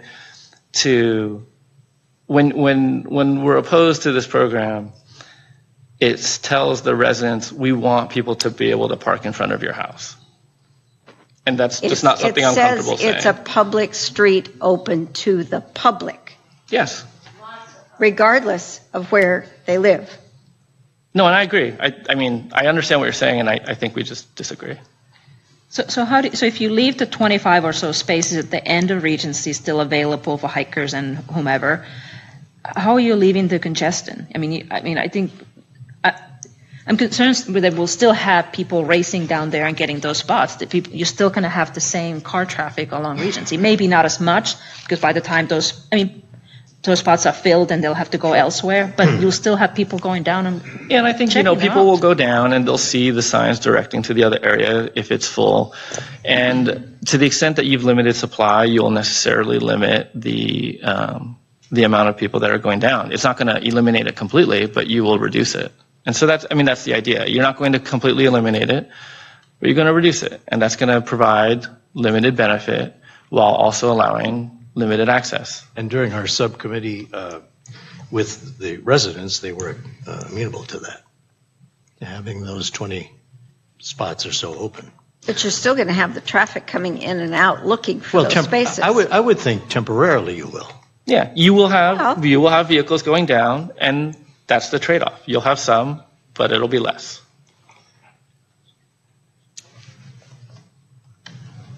And going back to Jim's point, probably additional signage, larger signage would be a step in the right direction as well. Certainly down Marsh Creek Road or Clayton Road, directing people to where they need to go. And then getting a social media campaign launched that lets people know that there's limited parking at best there. So, I agree with all those other steps, and I think those should be taken regardless. I think they would, whether it's the larger signage, better campaigning on social media, working together with State Park to make sure that they don't direct people to come here. I think you can take all of those things. And I think we heard last time, some people said that sometimes cars block their driveways. I think Councilmember Diaz mentioned the red curb wingtips. I think that would clearly designate here's the line above which you don't park, and if you do, you risk being towed. So I think all of those can be taken regardless. But I do have concerns about the overall the program and the precedent that it would set, and the fact that 4 spaces per house would not be sufficient, making that statement. Because we do have other areas where we have, for example, the units, I think, on High Street. I don't think they have 4 spots. I think they only have the couple garage spots. We have other areas like in Oakhurst where you do have the 4 spots, but then you have barely any guest parking on the street. So we have other areas where you even have more limited parking availability, and then we have other areas where you have similar, competing interests, whether it's the school or anything else. So I have concerns more than I have answers, I think. Yeah, and there certainly may be other areas that say, hey, that sounds great, let's do that. And that's why I think that, like I said at the previous meeting, if there was a vast majority of folks that lived on a certain area that said this is what we want, then we create a process that if you put in you meet these criteria that we established that we can agree on, then that's fine. If that's what they want, then that's what they want. Yeah, I don't know if I'm entirely agreeable of just having significant amounts of our city be available for permit parking. Even other cities that do it have done it in extremely limited circumstances. I think Orinda only has 1 street that's right next to BART station. Yeah, typically around BART you'd see it. Around some schools you may see it. Some large parks you may see it, like the southern entrance to Mount Diablo, they have it. The entire city of Santa Cruz, all the residential areas of Pasadena. I think each city will take its own tailored approach based on whatever their residents want. But I think each city is, when they're making those, and I looked at a number of other cities too as to kind of what they require from those programs. All of them required some kind of finding that the on-site parking or the parking available to residents was not sufficient. And I'm struggling with the fact that 4 spaces that is required per our code would not be sufficient.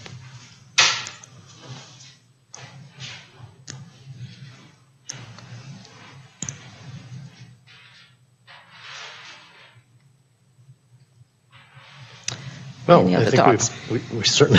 we certainly left the door open for compromise here with regard to any resolution. I don't think this has to be an up or down vote, does it?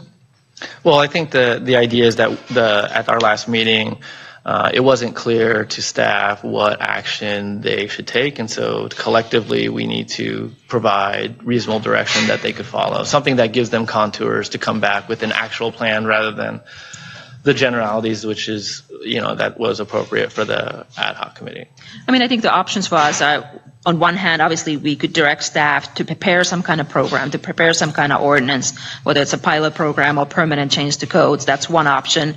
I think the other one is to provide direction to look at all these other options, whether it's the red wing tips and whatnot, and other things. Or another option is to not do anything either. I mean, there's a number of things we could direct staff to do. I think we just need a consensus among the council as to what to do. Well, I think you know where I stand with regard to some relief for the residents there. I know that if this was in front of my house, I would be having a fit as well. I think 3 of us have made it clear how we feel. I didn't really hear that much from Councilmember Diaz.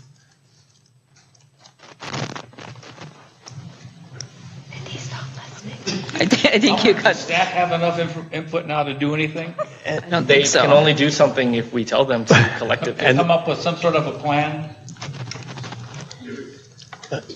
And something truly enforceable. In many ways, Councilmember, it's before you tonight because staff has been unable to come up with a plan that meets various criteria.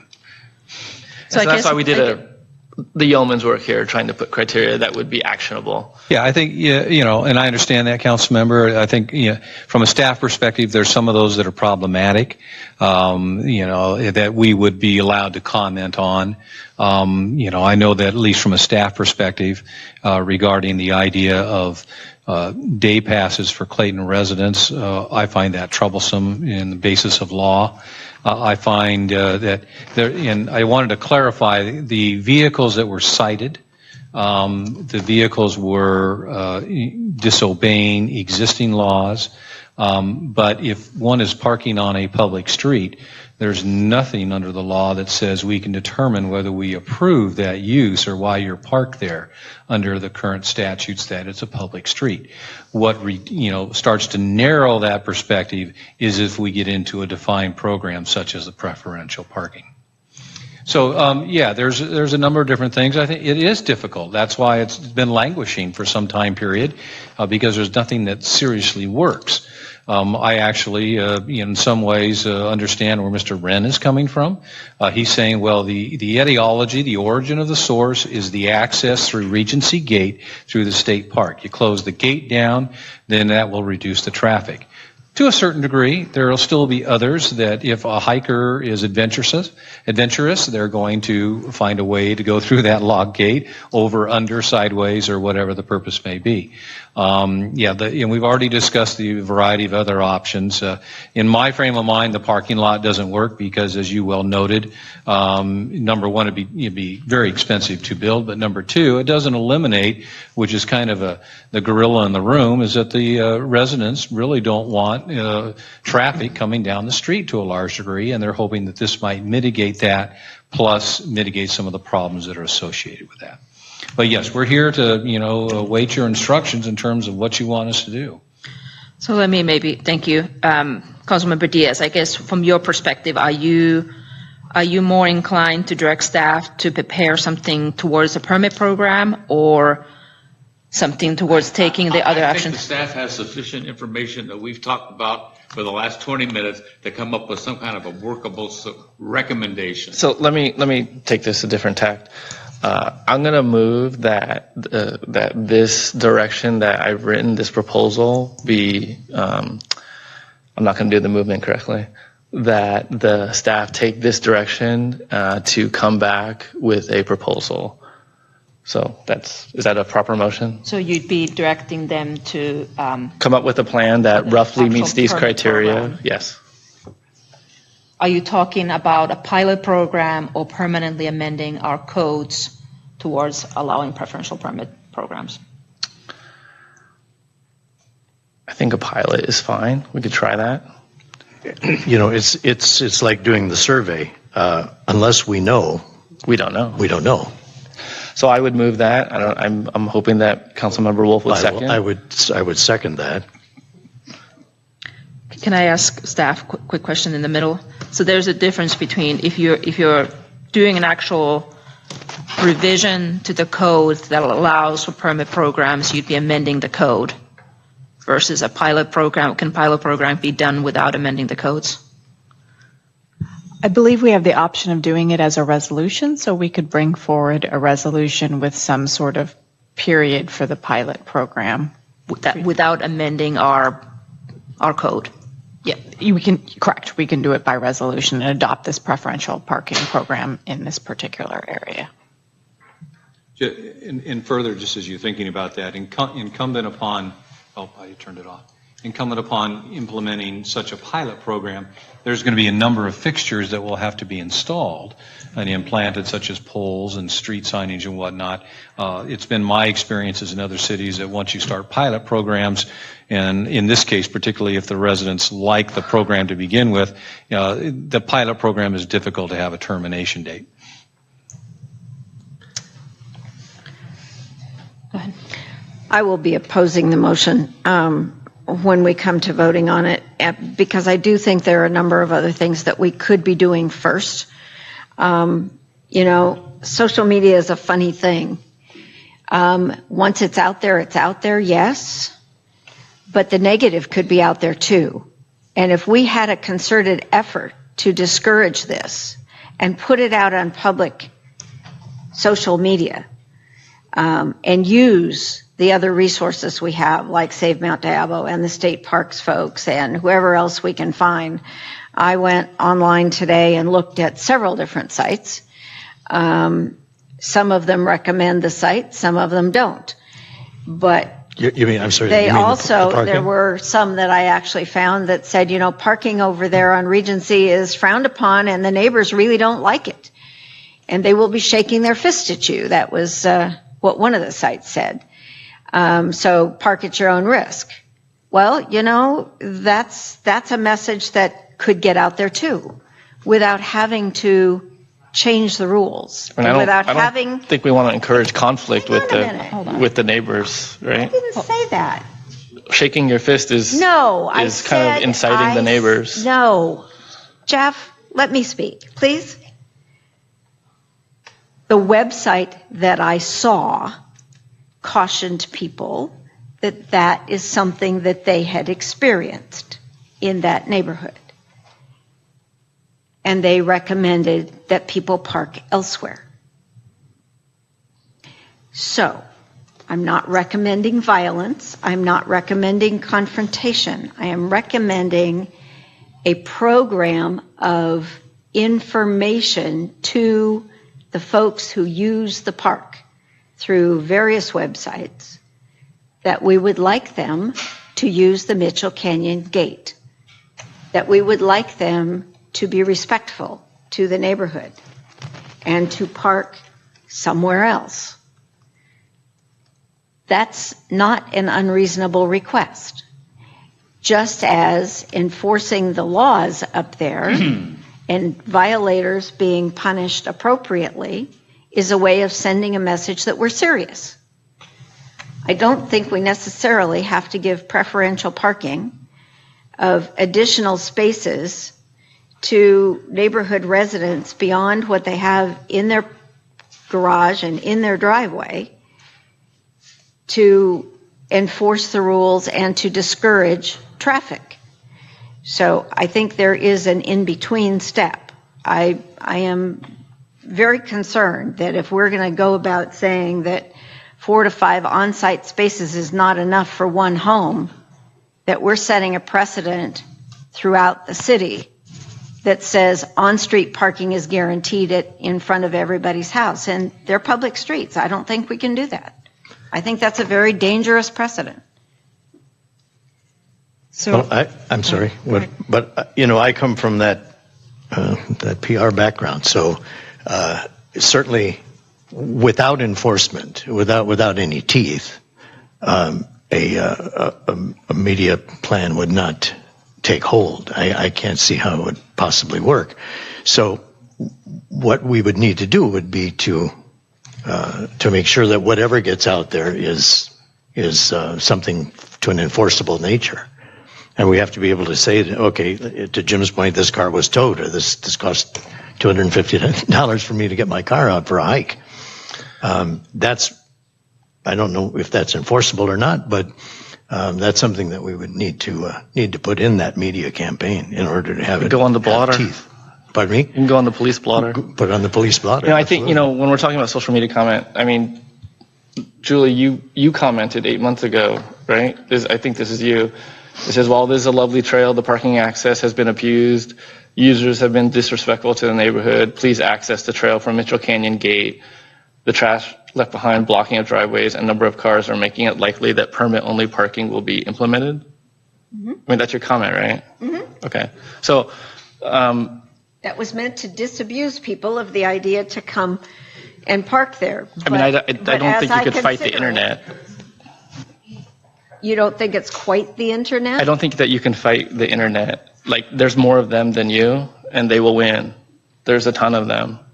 So one of the things that we heard last time is, I think there was, I don't know who said it, but one of the things is that Google right now points to, I think, 176 Regency as the park entrance or whatnot. Right. And I think there was a mention that Google can remove that. So, I mean, I think they're... Yeah, those are user-generated. Hold on, let me finish my thoughts, too. So, I mean... I think there are some things we can do. And we also had, I think, a state park representative who acknowledged that, yes, we had been directing people to come here and park here, and yes, they can fix that. So from my perspective, I think there's 3 different levels of action we could take. One, it would be permanently change our codes to allow for preferential parking programs, whatever criteria that is, and then implement one here. I'm not in favor of that because I think it's too early for us to jump into that. The next level, lower level activity would be to establish some kind of pilot program just for this particular street, just for this scenario, and I have concerns about that. Then the next level of activity would be to do a really concerted effort to do a number of these other things to see if they could work, like the red curb wing digs, like addressing the social media somehow, working with our state park representatives to see if they can redirect it, do better signage, do greater enforcement. So to me, the first step would be to take that step, a combination of those efforts. And if that doesn't work within, let's say, a 6-month period or whatever that is, then let's look at the pilot program. To me, we're jumping ahead a little bit if we don't do the concerted effort first. So I think tonight, I'm not ready to direct staff to support a motion to direct staff to either change the code or to do a pilot program. I think I would like to direct staff to come up with all these other things that we could do, the enforcement, the signage, all those things. That's where I think I'm at tonight. Madam Mayor, I would make that as a substitute motion, which must be voted on first, if I get a second. I will second that. Wait a minute. Is there a motion on the floor? There is, and I just offered a substitute motion which takes precedence. I want to know, did Councilmember Wolf second your motion? He did. Yes, I did. What's the status of that motion? Can I have staff? You're the mayor. You should be able to tell us. I have offered a substitute motion to the original motion. Can we go down the rabbit hole and substitute? No. Substitute motions are heard before the primary motion. That's correct. That is the under Robert's Rules of Order as well as Rosenberg's. And let me just be clear. I mean, by supporting the substitute motion, I'm not saying that we could not ever do a pilot program. I think I would Agreed. rather just take the This first is a steps matter of in order. first, and then look at it and come back. Any other comments? I'm ready to vote. Okay, well, let's take, so then we're going to take, We're voting on the substitute motion. we're going to vote on the substitute motion first. So on that substitute motion, everyone in favor, please say aye. Let me just, I'm sorry, Go ahead. let me just get a point of clarification. If this passes, this does not negate. I think that's what the substitute means. It's going to substitute, but later on down the road, this is not going to preclude us from. No, voting on- absolutely not. Okay. And I It's think just that's step exactly. one. Okay. What is the motion? It's to direct staff to try alternative methods to this pilot program that we've proposed. It's to really look at, can we create a little bit more emphasis on whether it's the social media, working with our state parks, looking at greater enforcement, looking at better signage, looking at whether the red curb wingtips are appropriate. All those things we can do, but for an actual pilot program, but for an actual permit program that could potentially help the scenario. And I think the staff would come back with those, what we can do from our city's perspective, and I'm hoping we would have the residents' You cooperation said with that that. you would look at a certain time period to see if it works. Well, I think we would, She suggested Is that what 6 you months. said? So how do you define works? whether we see a decrease in complaints and Are we everything. able to measure it though in some way? Is there a metric on works? Well, are you able to measure the survey and the driveway availability same way? Yeah. I mean, you may come up with the result that you don't need And that may be the case. Well, at least we want to do something. If you want us to do something, I want to do something that actually helps the residents. I don't want anybody blocking anybody's driveways and stuff like that. Yeah, I'm just questioning or inquiring as to the nature of how we measure after this period of time that we engage, how we would determine whether or not it was either successful or unsuccessful. Well, I mean, it's the same way. I mean, even if we do a permit program tomorrow and then you still have people blocking people's driveways, is that a success then or not? You can't measure everything in that same way. Well, the criteria would be the existence of the program, so that would be success. Yeah, but if people are still But dropping if the program doesn't work, it's not success. That is true. I mean, the residents are going to tell us if there's an improvement or if there's no change. There has to be, on the residents' part, at least if we were to go down this direction, there has to be a willingness to tell the truth, for lack of a better term, whether or not this would be something that would be acceptable to them. Because right now, I'm not sure, and I don't know I think we should vote. Jim is going to, I was going to say if we vote.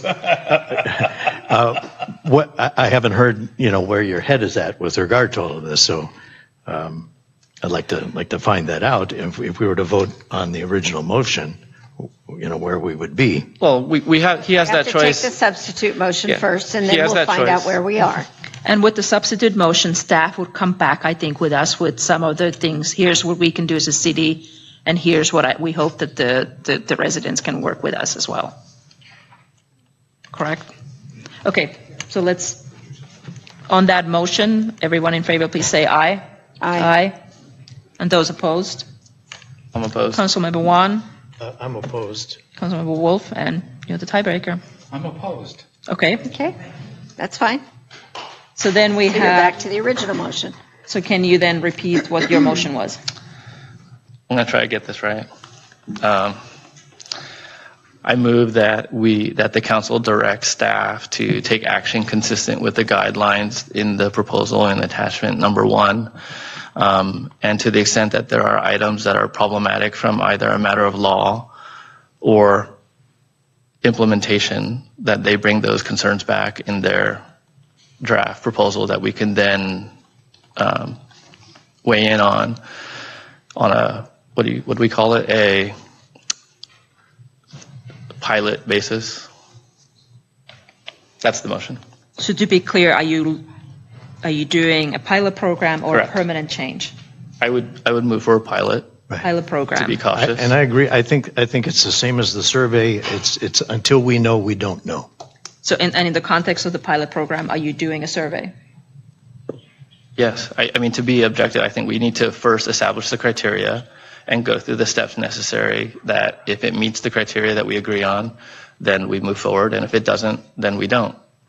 Because that would be applied, that's just an even application of a process without knowing the results of the process. What do you survey? Let's see, let me make sure I get it right. The number of parking spaces occupied over a certain time period. Yeah, percent of on-street parking. Let's see, certain number of parking spaces occupied over a certain, exactly what you just said. I think you need to measure the ones that are occupied on site too. Well, that's possible. I'm going to leave it to. It's a matter of parking demand for the neighborhood. Sure. And I'm going to leave it to staff to come up with the contours of those specifics because I think that they're more equipped to deal with those type of issues. And I'm sorry. I mean, we're giving direction to staff. I mean, we can pick up any permit program that's in true. any city, and they're all going to be different to some Sure. extent. So I guess I would ask if that's sufficient direction to take action as so moved. Mr. Napper? Yes, I have a clarification on the motion. When initially stated, I heard that staff take the subcommittee report and come back with a program that meets those goals. And then when it was restated, I heard the words "take action." And to me, that means there's some distinction between taking action or coming back and staff bringing a proposal back to the council that either is in harmony with the subcommittee's report, or if it's not in certain areas, indicate why, and bring you the instruments to do that, such as a resolution. But we're not to take any action until we bring that back. Because we aren't the ones to take the action, you are. Yeah, it may be a subtle nuance, but taking action concerned me a little bit. No, well stated. I think, I understand what you're saying. So it is to bring back a resolution that we may then act on for this pilot. That would meet the consistent with these goals. That would what meet the that would meet parameters these of the program criteria. would entail. Yes. And if there's any problematic areas, we would point that out. Yes. And it may be that we can extend that to include some of the things in your subsequent motion, depending on what the staff can find out. But you're making a motion about a permit program. Yes, correct. And what's the area that you're looking at?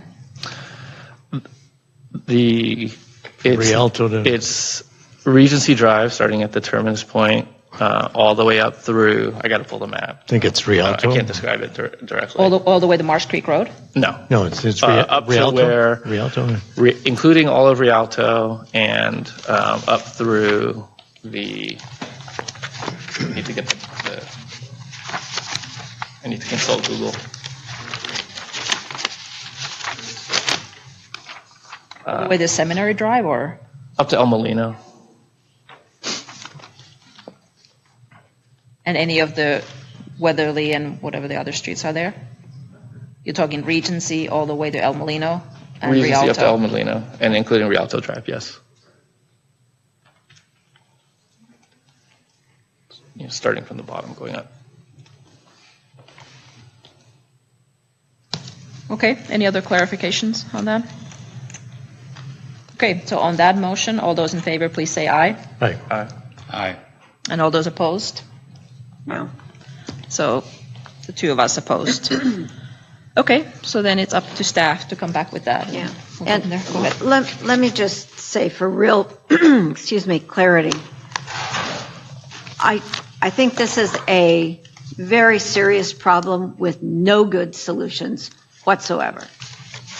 And I think we're going down a path that will become a slippery slope for the entire community. And I think it's not a good idea. I am totally sympathetic with the neighborhood. I get it. But we also have other neighborhoods in town who have no off-site parking other than a few very minor, small guest parking areas. And that's the way they were designed. And so, and they have no on-street parking whatsoever. So I just think this is a slippery slope. I think the precedent is one that will come back to bite us. Yeah, and to further clarify, this isn't, we're not taking action here. We're asking staff to come back, and at that point, we could evaluate, and if, depending on how that plans out, will be a future conversation at another meeting. But to be clear, you are asking staff to spend the time and resources to prepare a pilot preferential parking program. Yeah. Okay, so we will move on then to our next action item, which is action item 8B, which is the City Council consideration of the necessity for revisions to the city's existing sign and number limitations regarding temporary non-commercial signage under Municipal Code Section 15.08.040G. And I think we'll hear from the City Attorney, please. Thank you, Mayor and members of the council. Back in 2017, you considered an update to the city's sign ordinance because of a recent United States Supreme Court decision. It was Reed versus the town of Gilbert. The purpose of updating the code back in 2017 was to make the sign ordinance content neutral. Therefore, we removed the distinction of a definition of political signs, for instance, and created a temporary non-commercial sign definition. As part of that update, we also recommended having an aggregate sign area of 30 square feet and also removing the number of individual signs per candidate, party, or issue. At that meeting in May of 2017, you had concerns about switching the commercial signage maximum from 3 square feet per parcel to an aggregate of up to 30 square feet in area per parcel. And therefore, you asked us to bring back an amendment to the ordinance or a revision to the ordinance to allow a maximum of 3 square feet per parcel. The ordinance went into effect. It was implemented as part of the 2018 municipal election. The city issued a courtesy notice to a property owner who had violated that portion of the ordinance. The city manager at the time suspended the enforcement of that section until the council at a future date could reconsider the matter, and that's what is before you tonight. So I would like to discuss potentially 2 options. One is limiting the per sign size as well as limiting the aggregate sign size. There's a couple of relevant cases to discuss. If we're talking about the per sign size, the most recent case, while not a Ninth Circuit case, is the Arlington County case. In that case, it was from the 1990s. The court determined that any type of number of signs on a property was invalidated. In that case, they had a restriction of 2 signs per lot. That case is a more recent case, as I mentioned, from the 1990s. However, it is a Fourth Circuit case. They felt the aesthetic issues of numerous signs would be addressed directly by the property owner. There are 2 cases that are Ninth Circuit cases, which are our jurisdiction, and they are also happen to be Bay Area cases. They are older cases from the 70s. One is Baldwin versus Redwood City, and one is Varelli versus the City of Concord.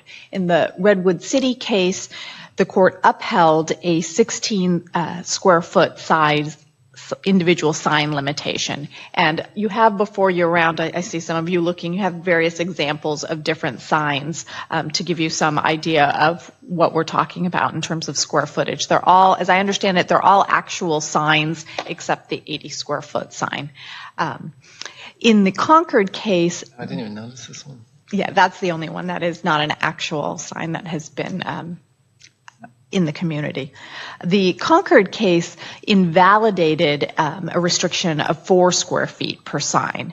So in light of this, the courts have generally been, as you can see, going towards a trend of permitting First Amendment rights and strengthening those First Amendment rights. So if a court were to consider these nowadays, they may move to what I'm calling the Arlington model. Now I'll talk about the aggregate sign limitation.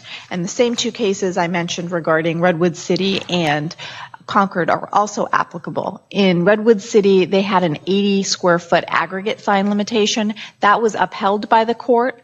However, when the City of Concord imposed a 64 square foot aggregate limitation with no findings or limited findings, the court struck down that provision.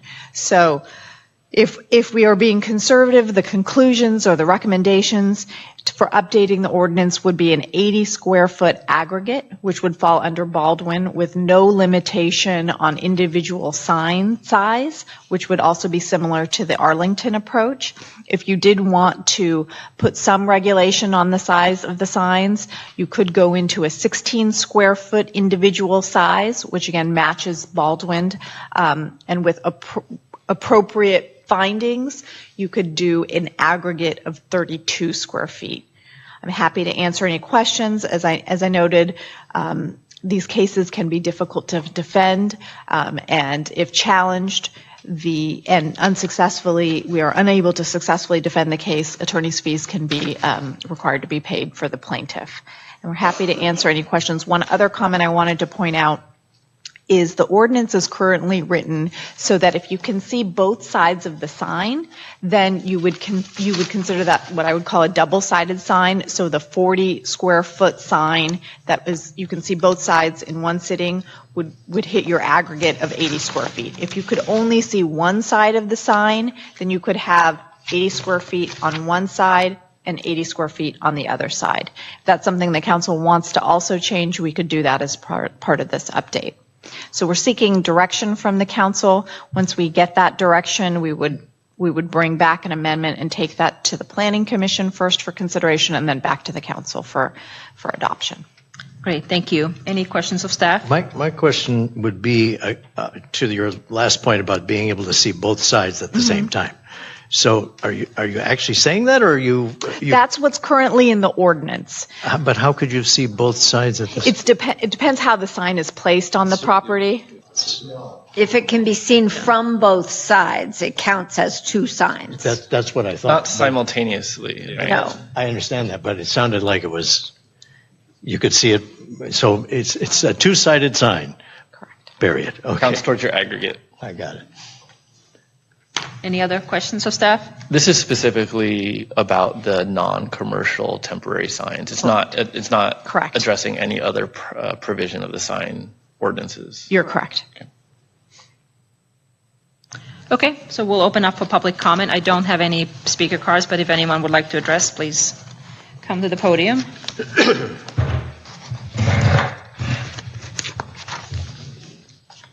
Good evening, council members. Frank Ovidio, 104 Gold Rush Court. I'm speaking as a citizen, not as a planning commissioner.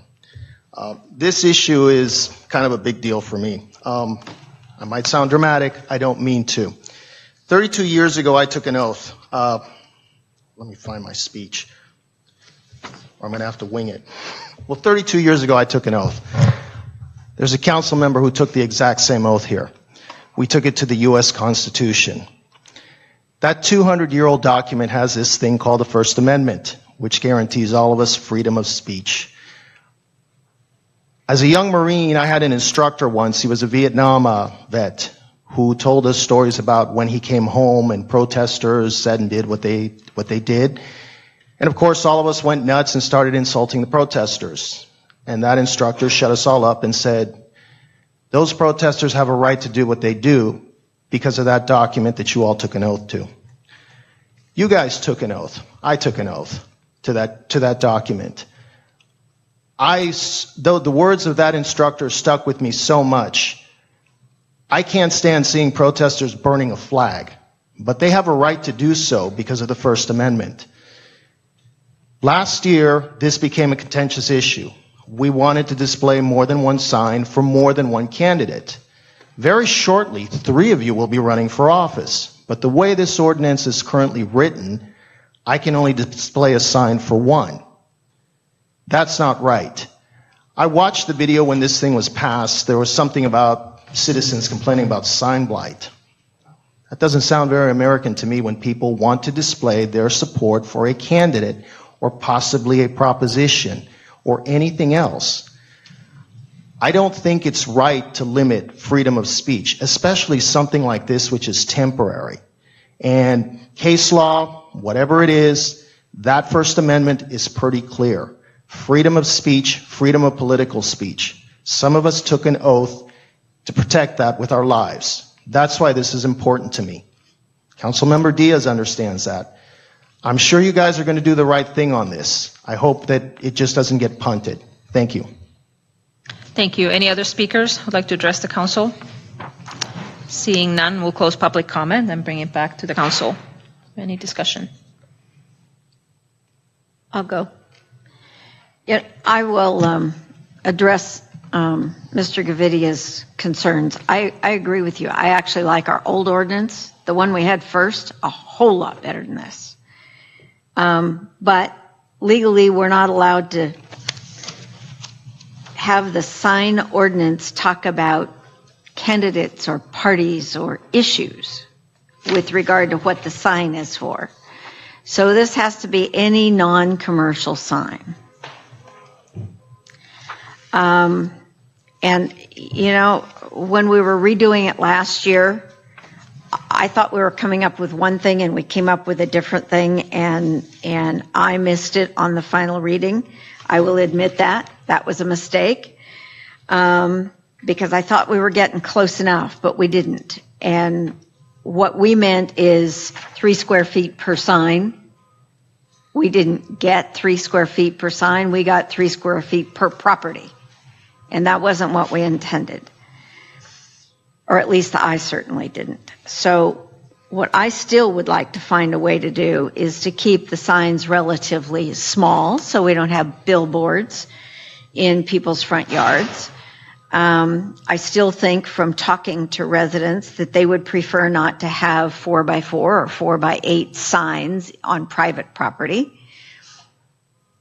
But apparently we're not allowed to regulate that, or are limited on how much we can regulate that.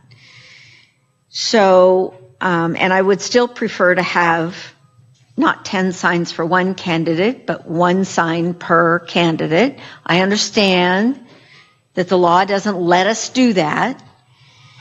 And so at this point, I still would like to, if we can, limit it to 3 square feet per sign. As you can see, there are lots of different sizes here. In our community, I think 3 square feet is almost always visible somewhere. And if we made an aggregate that is 30 square feet, I don't care. 80 square feet. If there's 16 people running, fine. I don't care. But it's the per sign thing that bugs me. I'd rather have 1 per candidate than a row of the same one. I would hope that most of our property owners would feel that way too and would be reasonable. But that's kind of where I'm coming from, and how we get there, the attorneys have to tell us how we walk that line to be safe. But I mean, you know, if there are 20 candidates, you should be able to have 20 signs. But I'd rather they all be small ones and not billboards. That's where I'm coming from. That's what I'd like to get to. Okay. I guess I concur. If you have 10 candidates that you're supporting, let you have a sign per candidate. I don't want Clayton to become Concord.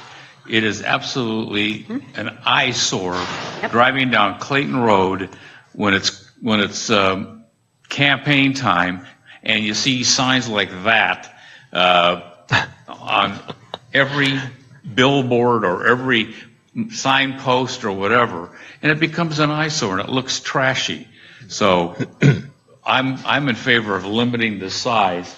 And what we have now, I guess these ones that are 4 square feet are absolutely acceptable to me, but you can have as many candidates in front of your residence as you wish. And to be clear, we're still eliminating them from the public right-of-way, correct? Not touching that. So this is only private property that we're talking about. Correct. I mean, you mentioned candidates again, but you can't do candidates. I know that. I was. Yeah, he did too. I mean, for me, I'm a real big fan of the Bill of Rights. It's pretty cool. Like the First Amendment, it's the first for a reason. content neutral speech gets regulated based on intermediate scrutiny, not only because it's content neutral, but there's also an additional 5-prong test. And I think that any restriction that we place on it will need to bear the burden of meeting the 5-prong test. And one of those tests is if the restriction is narrowly tailored, it's no greater than is necessary to accomplish the goals. These were criteria that were established at the Supreme Court much prior to Reed. And so in that regard, I would challenge any restriction on speech. I think that if people favored... Challenging speech. Hold on. Wait, you asked for me to let you speak, right? Yeah. Okay. So favored speech does not need protection. Unfavorable speech is what the First Amendment is about. It is about protecting what is unfavorable because speech is important. And so the fact that we want certain speech, that's not what needs protection. What needs protection are those views and ideas that are unfavored. And that's why we have the First Amendment. Anytime that we're going to restrict what someone could say or how they express themselves, I'm opposed.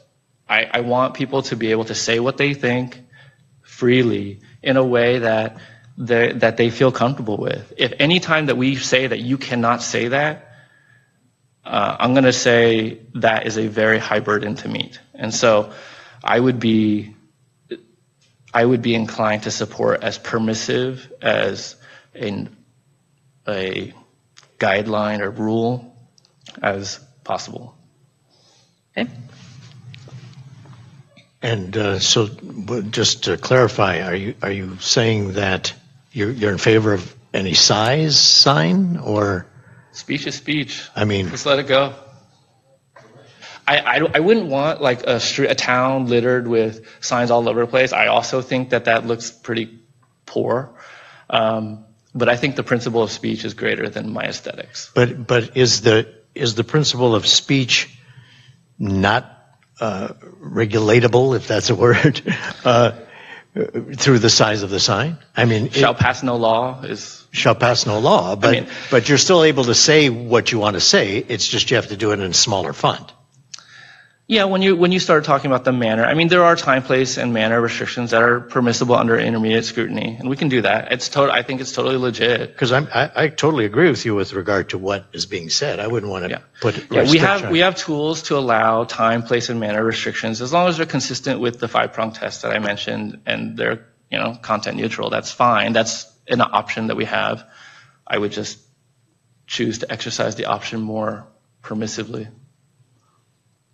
Well, I agree with the whole with your premise with regard to the speech. Of course, my problem is the sign size. I think to Jim's point, if you have 10 people in there that you favor in a candidate, you could put that out. But I think we should be limiting the sign size, not the speech itself, but the sign size, even if it's two-sided. So I like the prior ordinance better too. I mean, the one before in 2017, if we could just go back, but we can't.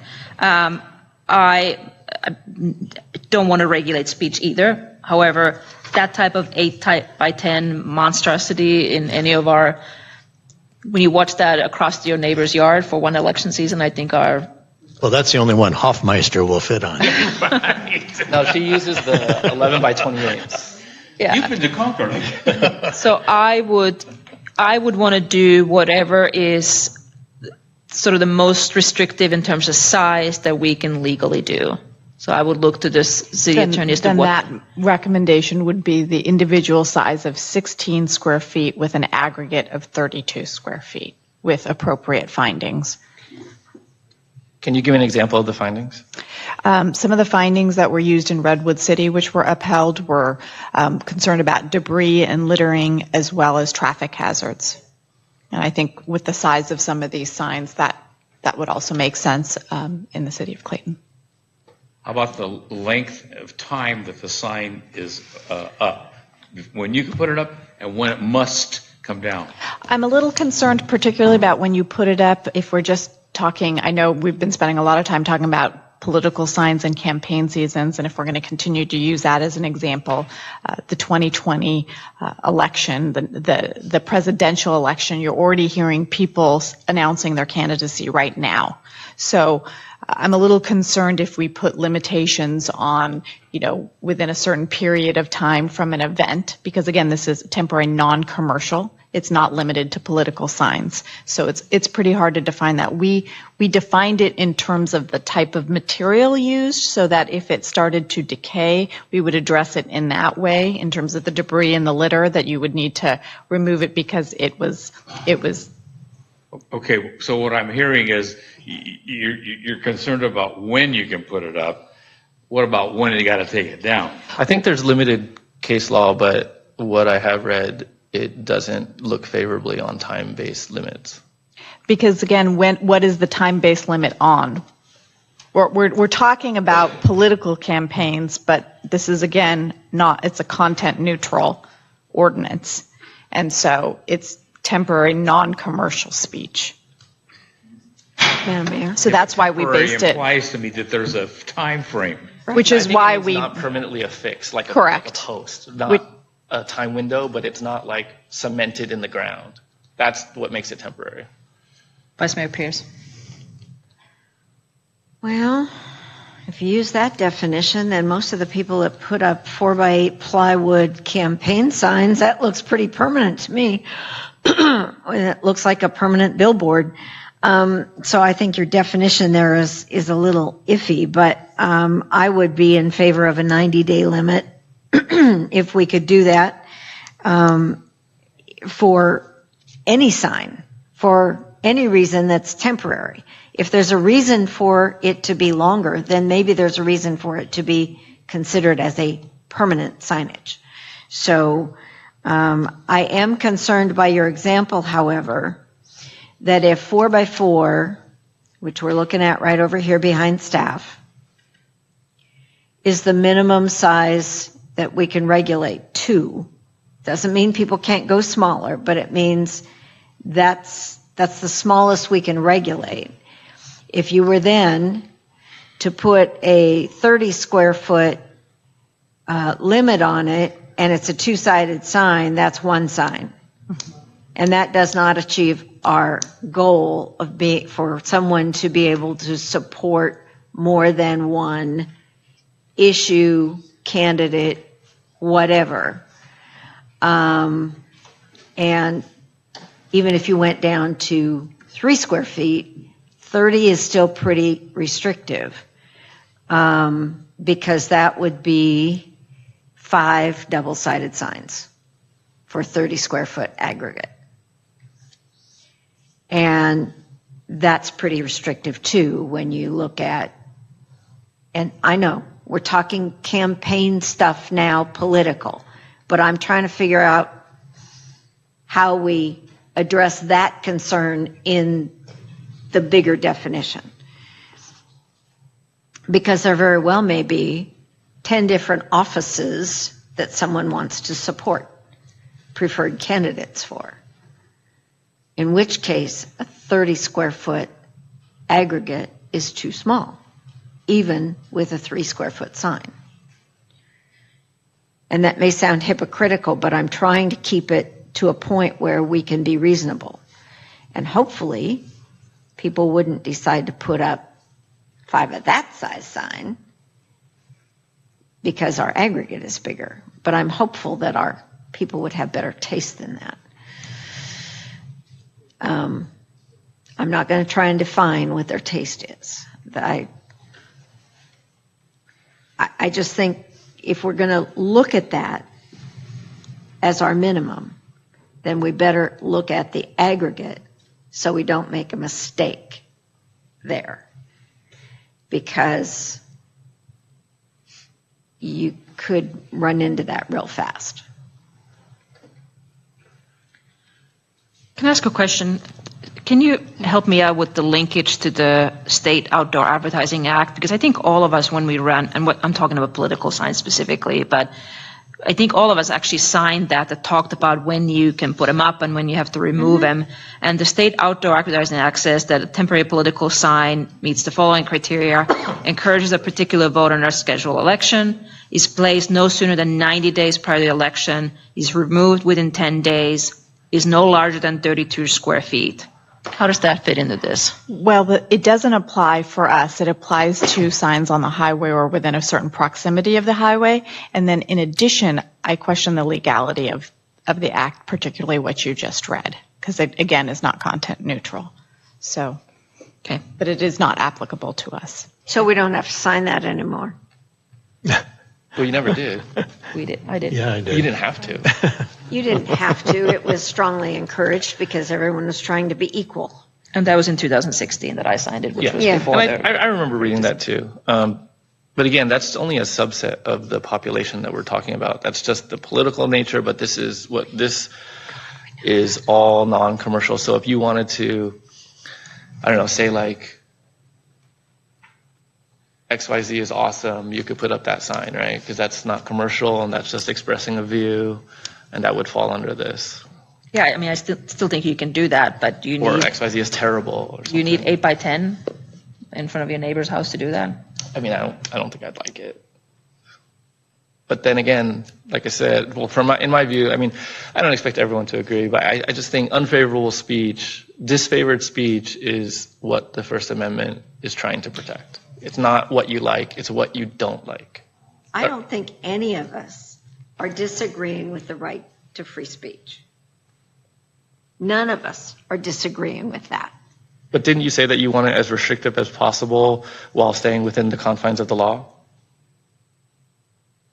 I would like to keep the sign size restricted, not the content.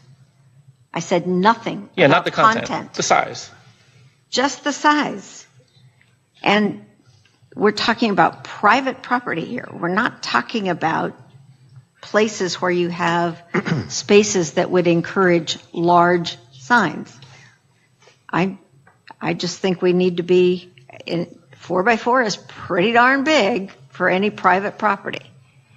But I'm also saying that if we have to go with 4x4 to allow that ultimate in free speech, you better allow a big enough aggregate that you can have enough of them to express your preferences for as many as you choose or as is reasonable.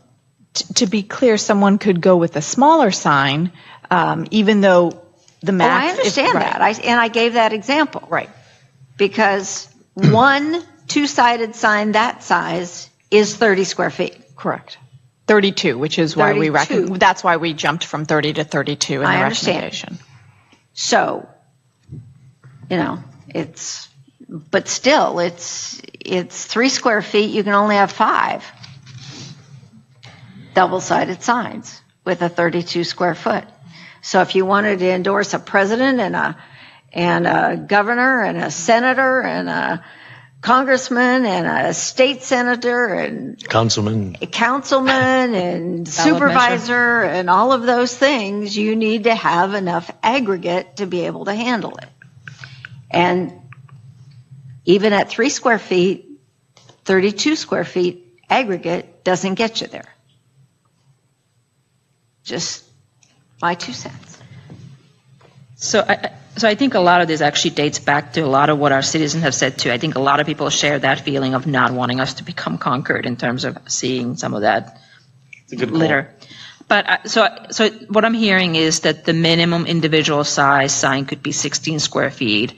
And I agree. I mean, I think you should be allowed to do as many candidates and ballot measures as you want. So I don't know what the aggregate size then is that's appropriate. You could say no aggregate. Yeah, but again, once again, excuse me, the limitations you're discussing, I know it's perhaps self-evident, but you're talking about the ceiling, the maximums. Right. So, whether, this is it, and individuals who want to do something less will find something less from that. So if you want to regulate the per sign, that would be the maximum size. However, with the concern with multiple candidates, even multiple issues, because there's also ballot measure issues that could be applicable, then you would go over to the aggregate signage. And one of the options, and I know several of you are focused on it, is don't have a ceiling for aggregate. I mean, if you think about it, if you're the neighbor to someone that has, put this across their lawn, probably some way or shape, if you don't like it, you might have a conversation with that individual. Or maybe others would say, that's really kind of excessive. We're not violating your right, but, we don't want to look at it for a long period of time. And I think some people will be judicious in that regard. So, in terms of finding sacrosanct the First Amendment, I think I'm drawn more from a staff perspective to talk about size sign limitations, but tread a little more carefully on the aggregate, because you don't know at any given time how many candidates that an individual may want to support, because the ballot's full of a lot of individual candidates, plus the measures. But it may not even be political, because we're talking about everything. I mean, right. We're using that as example. But, I could put out, a sign that says, how I feel about the federal government in some way, shape, or form. That's allowable. That's allowable. And provided, I follow whatever size limitations, the city. But it doesn't have to be directly connected. I mean, I could do that tomorrow if I wanted to on my property. So I can put out a sign that has pictures of poppies on it when mine don't bloom. Sure. Absolutely. Sure. I like bacon. Okay, we so don't. So the question then is, or put another picture of your house. do we have any? We'd have to go to the Planning Commission for that. Do we have any recourse on time? Yeah, that's on a time limitation. I mean, some of the materials that they're making temporary signs out of these days will last longer than any of us will. And realistically, if you're talking about, they're deteriorating or whatever, that's not going to give us anything. It's currently defined as that is constructed of paper, for a temporary non-commercial sign, that is constructed of paper, cloth, canvas, light fabric, cardboard, wallboard, or other similar lightweight materials with or without frames, which is designed or intended to be displayed for a limited period of time. That is really vague. It was intentional to avoid, limiting it to a period of time, an event that could again be challenged. And then the question would be, if we put a limit on the time, what's the limit that they have to take it down before they can put it back up again?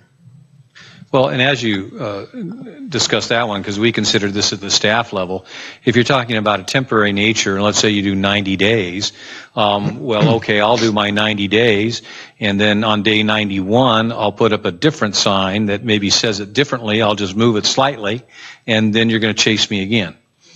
Right, and who's chasing? Well, the city, someone's going to complain, and the city hall will have to do something. Forget the time limit. It's just ridiculous. I understand. It's different than what we have had in the city for quite a while in period of time. However, again, if you go back to the genesis of all this, is that, I'll use myself, do I have the right to put my feelings about the federal government for 90 days and then, express it differently, put it in a different location on my yard and do another 90 days? So, legally, everything just sounds so So we're vague. at a 4x4 minimum. It's a minimum, maximum sign Person. is the Individual smallest we size. can get away with. That's what my recommendation And is. so what I'm hearing as a recommendation is that we specify that a 4x4 sign is what we're limiting ourselves to. It can always be smaller, but it can't be bigger. And we have no time limit, and we have no aggregate. Is that what I'm hearing? Correct. Well, my understanding is one exception, we would write it as 16 square feet. Correct. As opposed to 4x4, So it because can be they any could get 16 in combination a different. thereof. Yes, Right, We'd okay. make it clear that no individual sign could be more than 16 square feet, and there would be no Right. It aggregate. could be 3 by 5.5, or it could be 4 by 4, or whatever the math works out to. But It's going to be And 32 no by 0.5. aggregate and no time limit. And we will now have to by the Community Development Department official rulers and tape measures. Is that a motion? No. No. I hate That- this whole thing. I want Yeah, to go this back to is the old way. it's a very uncomfortable proposition here, because when you talk about becoming Concord, this is certainly heading that direction. Oh, absolutely. Yeah, this is very problematic, and how enforceable? That's the other question. Once we put this on the books, how enforceable is this? Well, it's it's complaint enforceable. driven. Yeah. Complaint driven. Well, even then, Get a letter. even if somebody complains and somebody has 20 4x4 signs on their yard, we can't do squat. Right. We can do nothing. It's peer pressure. That's the only enforceability there is. But if you have an 8x10, if we do have. We could do a drive-in movie. Yeah. So, And you're putting it, screwing it into the fence. I mean, I could see this becoming very problematic. all right, I will move it just to get it off the docket. This is just disgusting to me, but all right, if that's what the law says we have to do, fine. So is there a second for that? Second. Okay, it's been first and seconded. All those in favor, please say aye. Aye. Boy. All those opposed? I didn't hear you vote. I didn't. I would like it to be bigger. So, yeah, so I guess I'm opposed. I don't know. Yeah. I don't think we should 4x4 is restrict not it. big enough? And no aggregate. I like speech. Well, I like speech too, but, You got to vote your conscience. okay. So just as a follow-up, staff will then prepare the draft ordinance according to your motion, and then we'll set it for its first hearing before the Planning Commission in the very near future. Great, thank you very much. So then we'll move on to item 8C, which is a council member request to discuss consideration of the city possibly banning its use of glyphosate Roundup in its weed extermination services on city properties and its public right-of-ways. And I think this was requested by Councilmember Juan, so I think it's, go ahead. So the issue had been raised by members of the public about various concerns regarding the use of Roundup in the city. I thought it would be valuable for us to get information on both the extent and nature of our utilization, what safety measures are in place, and any possible alternatives. And again, the other thing that was driving this was the recent judgment at I think it was the Benicia School District, where the groundskeeper, I think he won a $289 million judgment that was later reduced to 71-ish, some number in the millions. And so I wanted to get an assessment of the risk that the use poses to both the city as a whole in regard to liability, as well as risk to the public based on the magnitude of our utilization. And so it wasn't really proposing a ban per se, but it was wanting to find out more information so that we could take that and potentially act if we so chose. And I saw that in the agenda packet, we had a write-up of the safety measures involved, and I thought that was very elaborate, the description, so that was great. And so the concern about the legal liability I am interested in, so I would ask our city attorney, and then I'd want a discussion around if we're comfortable with that level of utilization. So that's why I raised the issue. So I guess I'm curious procedurally, so as to why not request the information first? I mean, because That was the request, actually. So, but you're not advocating for any action today? No, I wanted a report that talked about our level of use, the extent of the use, the risk both to the city from a liability standpoint, the risk to the city from a health standpoint, and then the risk to the residents. Okay, do you have the information now? I think the information contained within the report was great. So that I think that's sufficient to describe our level of use. So if I think the remaining question is about the potential liability given the fact pattern of the previous ruling. Okay, so are you advocating for then? So what I'd are you like asking the to. council? It's asking for a discussion, or at least to make public what we think that is, and to tend to ask if we feel comfortable with that level of utilization. In that time that since I made that request, I think I read maybe 1,000 pages on various cases and studies, and I think that there's not conclusive evidence either way, and so I think that as a judgment matter, my biggest concern is the potential risk to the city. So that's what I'm asking. It was a long way to do that. But. Okay. I think the potential risk exposure is really on the workers' comp situation in terms of our own employees and their utilization. And it's my understanding, and Jim can talk about it in greater detail, but when we have an appropriate protocol on how to use these types of products. And so if we have these safety protocols in place, that's going to reduce our risk. I know we've also been in discussions, which the city manager can talk about in greater detail, with our risk pooling authority, and they're looking into the situation because they would be the first line of defense for the city if we did receive a workers' comp claim. I'm not as concerned, if that's your question, about public risk exposure in terms of the public's use of public property and having exposure to these materials, because I think causation for any illness would be very difficult to prove. Would the insurance that the city covers apply if there were a claim made and that we had lost? It would apply to a workers' comp claim. Workers' comp claim. Correct. But not I don't think the nature of the claim at the Benicia School District was a workers' comp claim. So if we had a similar matter. Wasn't my understanding was the individual was an employee of the school district who was spraying. Yes. That's the workers' type. comp. That's the type of exposure that is potentially at issue. And as I also understand it, just at least from looking at the pictures, it seemed pretty egregious in terms of how much exposure the individual had to the material in terms of a safety protocol that may not have been followed.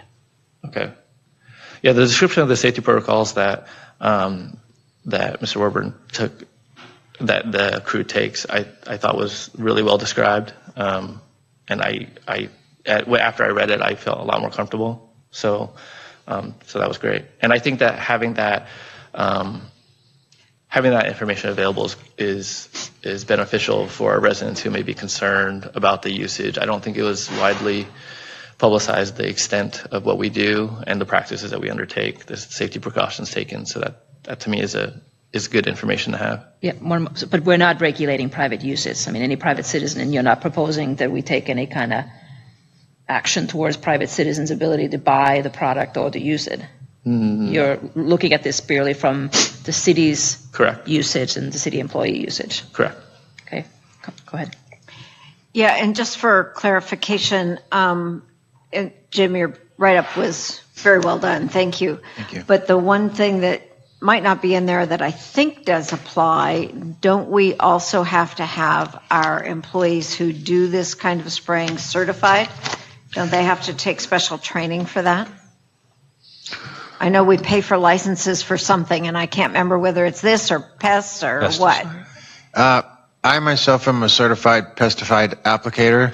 I also have 2 others in my small division that are certified applicators.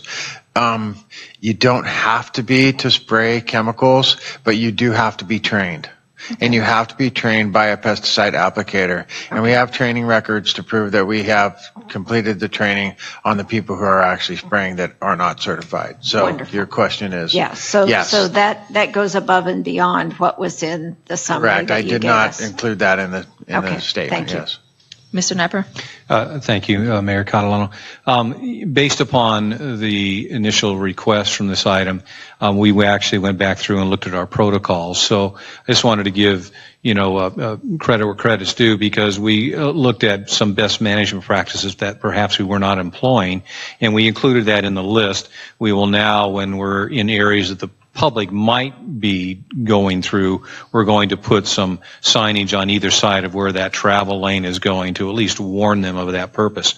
The other thing is to make certain when people are reading newspaper reports or other reports, such as, and I know I even heard one was, well, the city of Concord bans the use of Roundup.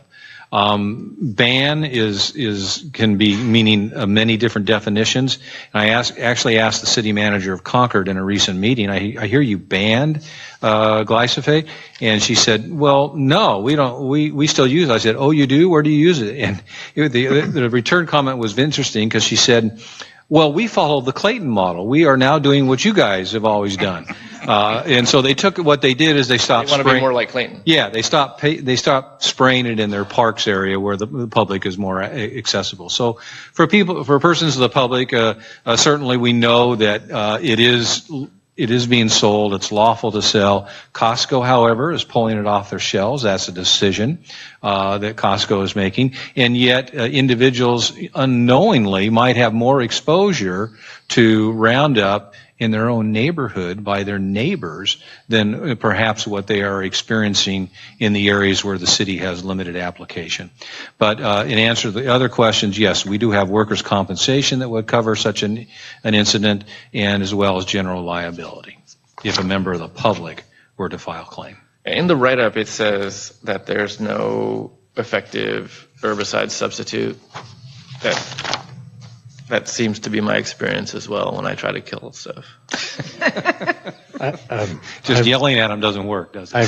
Have we tried other things? I'm just curious if we've tried other tactics.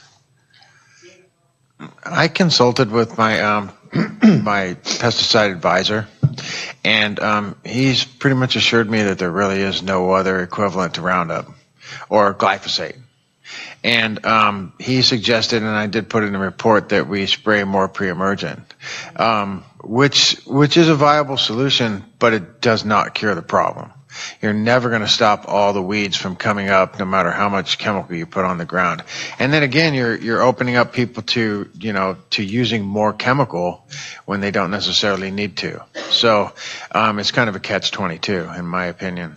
Either you're spraying a whole lot more, or you're spraying, just enough Roundup to get the job done. So you kind of have to weigh out, the odds there. Since this came to light, I've had several citizens approach me with some ideas and some questions, and I'm glad we're doing this. I've also seen here a couple of cities that have banned pesticides altogether for as far back as 1997, Oakland and Arcata.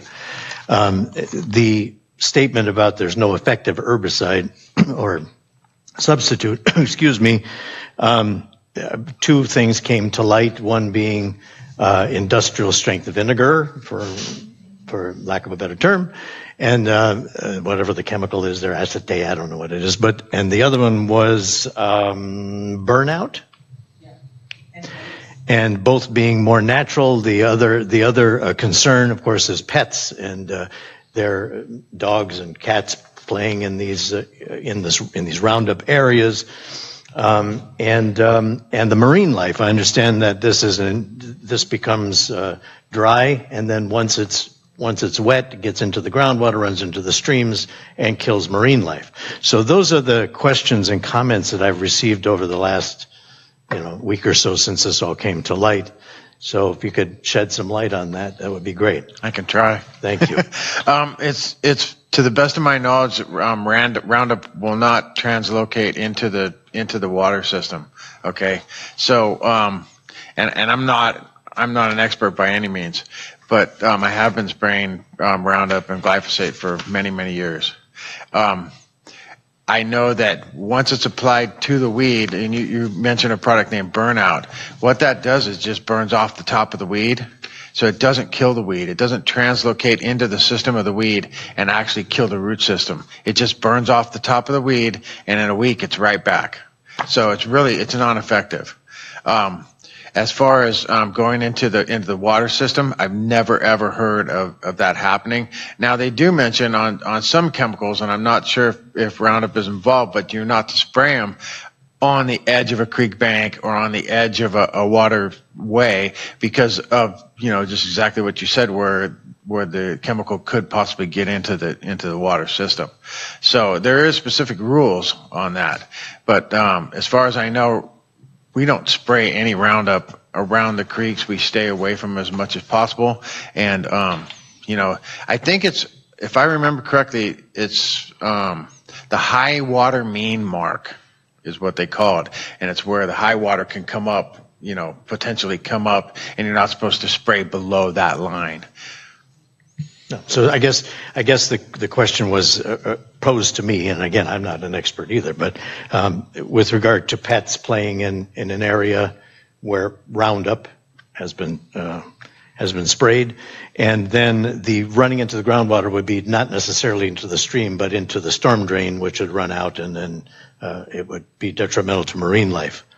I'm also concerned, as Council Member One is, with regard to our potential liability in the long term here, because I can foresee more lawsuits coming down the pike here with regard to this product, and with cities being able to ban, like I have studies here, Oakland and Arcata, just the two that I have. I guess there's an organization with regard to Clean Pesticide California or something or other, who's looking into all of this, but I could see some lawsuits coming down the pike here, and we could be opening ourselves up to some lawsuits down the road. It would be nice if we could look at alternatives, and also to make the citizenry feel comfortable with regard to where their pets are and things like that. Yeah, and in the report, I stated that we've started using signage to let people know that we are spraying in certain areas. And the Roundup has a 1-hour drying time, so once it's dry, it's completely inert, and it can't damage or hurt anybody. There's reports that dogs can drink Roundup and not get sick. So I understand. Yeah, you're correct. You're correct. Yeah, but dogs drink toilet water too. I wouldn't want to know. It's not good. Okay. Well, I hope whoever is watching this and can get some solace for this. My only question to you, I guess, would be, are you comfortable with it?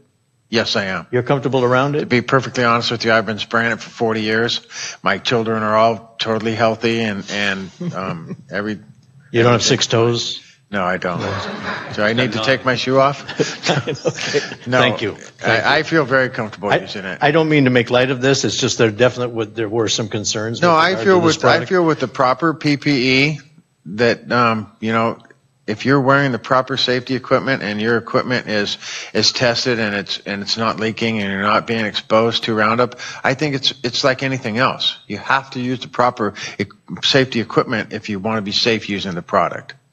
So. And signage, I don't mean to belabor this, but it seems to me like signage is not enough with regard to you wander into a place that's just been sprayed if you don't see the sign. But we're only using it in the medians. Yeah. I understand. And again, I'm just bringing up citizens' concerns. I received some emails and things since this all came to light with questions. We're in the rights of way too, along sidewalks. Okay. Yes, and where we're using it in the right of ways, we've started to use blue dye as an indicator. So it will let people know that we are actually spraying something, and we're putting out signage with white signs with red writing on them that say herbicide application in process, and then also using a blue dye so that people can see where the application has been. So hopefully they can keep their pets and themselves and their children out of it. And once it's dry, it's safe. Once it's dry, it's safe. Well, and there's some debate to that too, but. I won't belabor this, except I wish that Tamara was still here so we could get out to the public and let them know that blue dye is being used and signage is going up and that we do use this stuff in an area, wherever that area is, just to advise the public where that is. Because I think the concerns that I received from the various people were just that they were unaware of where this stuff is being sprayed, and they don't feel safe around it. So, but yeah, the blue that's all dye, I don't have. think it's widely known that blue dye indicates the spray. But I did just have a clarifying question. In your report, it says that the primary public areas sprayed with glyphosate are landscape medians and rights of way. So when we say primary, do we have an inventory of the other areas not considered primary that are also used? Just for, I'm trying to capture the population of areas that we use it, that we apply. Or should that say only rather than primary? It probably should say only. So the only places that we use as a city are the landscape medians and the rights of way? Correct. Hold on, hold on, excuse me, we'll open up for public comment in just a moment, yeah. Did you? That was clarifying. Yeah, I'll just make one comment. I mean, I did find that there's a website that lists what California cities have done something about the use of Roundup, and there were several different categories in there. So, most of them seem to have taken action which is already consistent with our practices, which was either to create some kind of program that reduces its use or to create pest management programs or plans that actually provide for safe usage. Some of them banned their usage in parks, for example. So the term ban wasn't to ban entirely, but it was really for certain areas only. And for example, Arcata and Oakland, they were in the list that they only had reduced their use or had provided pest plan practices. I found only like Benicia, for obvious reasons, and Richmond that had actually done a complete ban. So anyway, I think there's different categories, and I think of what cities have done. It seems like we're fairly consistent. Altogether. Okay, let me open up for public comments since it's an action item. So if there's I don't have any speaker cards, but if anybody would like to address, please come up to the podium and state your name and address. And I think you guys know who I am, Brian Bedell from Peacock Creek. I speak to this as something of an expert because defensive toxic torts is what I've been doing for the past 25 years. And I think to the extent that the city is not considering an outright ban of its own use of glyphosate is opening itself up to huge liability. It's not just, with all due respect to our city council, our city attorney, it is not simply a workers' comp issue. The case in Benicia got around that and filed a third-party claim, and that could be done here too. What you have to realize is the city of Clayton is using a recognized carcinogen, a carcinogen recognized by the state of California, and is doing so willingly. You can say you're implementing all the uses and the protections and the guidelines you want. All it takes is one illness and one creative plaintiff's attorney, and this city is screwed. I will tell you that right now. And if you don't believe me, all you got to do is watch a little late night TV and think about a little substance called asbestos, which was once thought of, there is no substitute for this stuff. We got to use this stuff. Well, guess what? Doesn't matter. I try a lot of asbestos trials, and it's an uphill battle defending these things. And even when you win, you lose. I don't know what our city's insurance coverage is, but I will tell you right now, an asbestos lawsuit, even if you win, is a very, very costly endeavor. And if you lose, God help you, because the verdicts are going up, and they're going up exponentially. Same same things coming in with like the use of talc.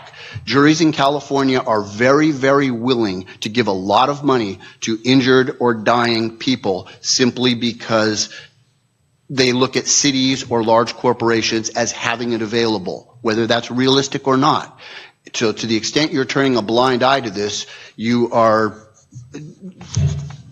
I don't want to use the phrase I want to use, but it's not something you want to do. This is of grave concern.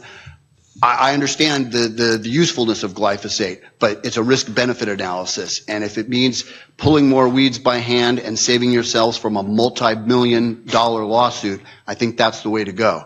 The studies that you're citing can be easily challenged. So I really think you need to take a very, very hard look at this, because this has the potential of being a very, very big deal. And I say that from a person who would be in the position of defending the city as a lawyer.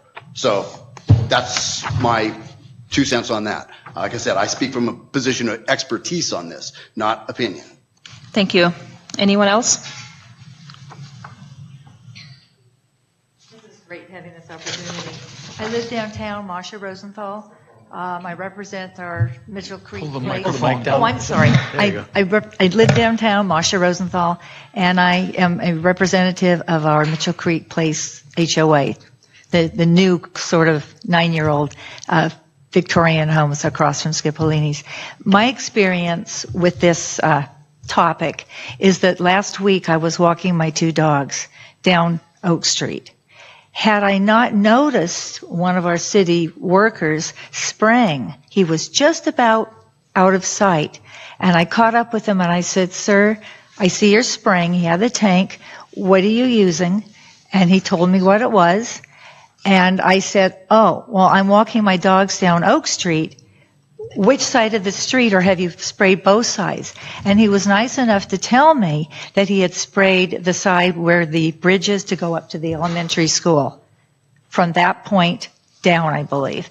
And so I said, "So can I walk on the bocce court side?" And he said, "Yes." So I did, and I was very happy. I looked across the street and I saw a young mom with her baby in a stroller, and she had stopped right where he had sprayed, and she was looking at her phone, and I called to her and I said, "You might want to walk on this side of the street." If the baby had dropped a toy, if she had happened to just drop her phone and step off the path into the wet grass, she would have had Roundup on her shoes.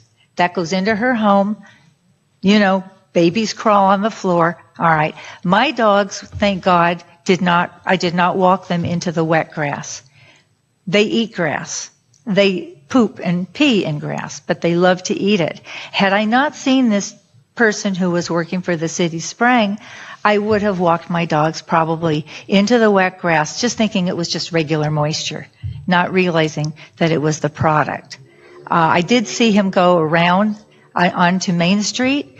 I don't know, like I said, I went in and talked to Jim. I don't know what other areas he sprayed, but we have to be honest. We're not just talking about median strips where cars are driving by. I was walking there, children play there, and there's something else that we need to realize, and Jim was really nice to say that he had timed it so that children were in school, because I said, the bridge is where parents walk their kids and the kids go to school, and he had timed it well. But something else that just occurred to me, and that is, and I'm a retired teacher, many parents are now homeschooling their children.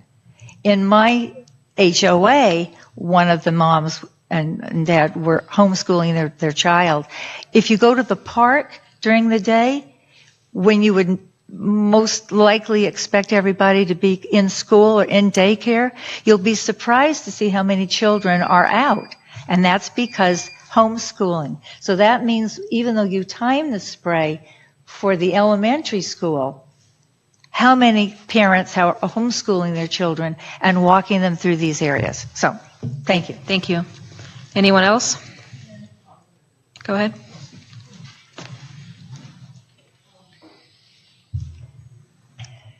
Ann Stanaway, 1553 Haviland Place. I'm in favor of the city making a ban on Roundup, and I am a stockholder of Monsanto. So, but I do appreciate the fact that Roundup is a known carcinogen. And the city needs to not only ban it for their own use, but they need to prescribe a barrier around the city parks where it cannot be used by private residences or HOAs, people that do lawn, yard maintenance of any kind. They are Roundup happy in this town. So, think about it. The city needs to protect its park areas because it has people, the public, using those parks, and they need to have a barrier, maybe 10, 20 feet around the park where you can't possibly use Roundup. Thank you. Thank you. Anyone else? Seeing none, we'll close public comment. So then we'll bring it back up here. So we heard a lot of information. Is there any action item that anybody wants to see?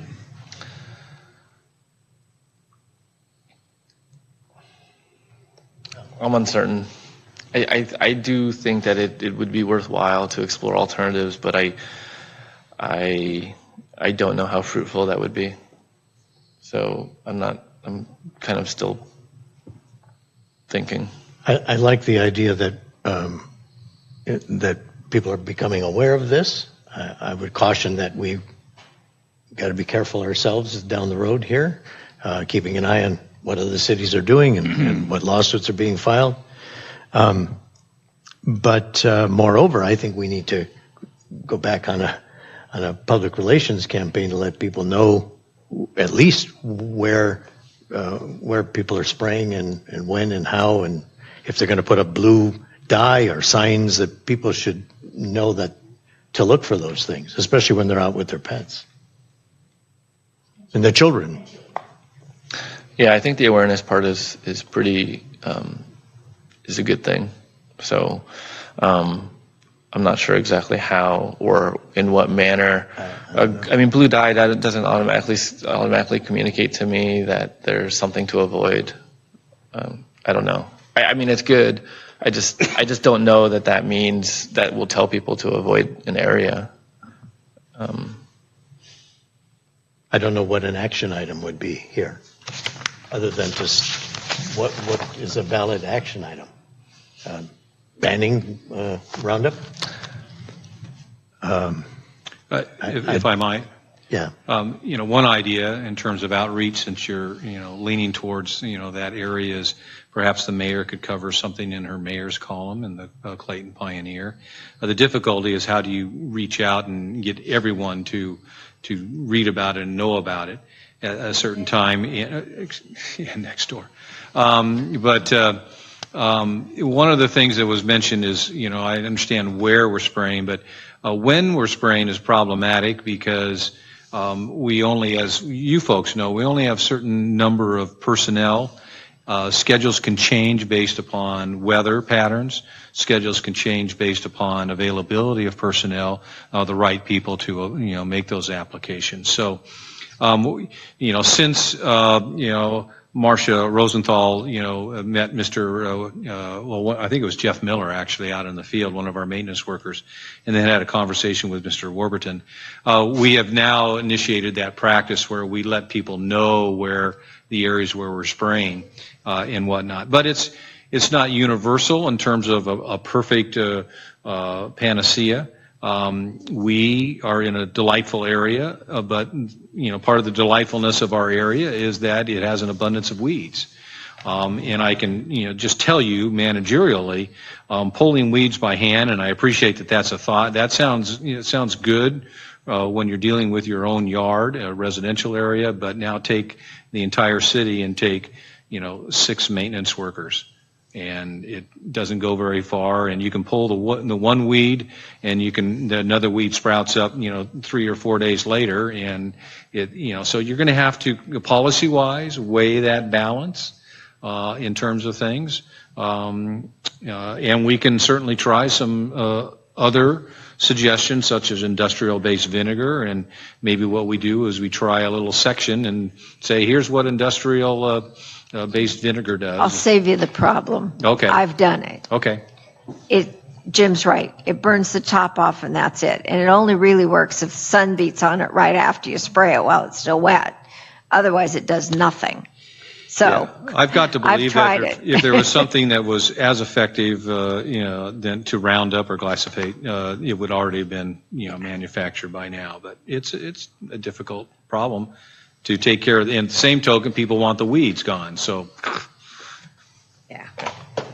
So I mean, I do appreciate having the what I don't know, more guidelines or whatever processes that the city uses. It seems like there are a lot of precautions here. Happy to cover in the next mayor's column. And in fact, I have to finish it up tonight, so hopefully we'll get out of here at some point. No, we're never. So I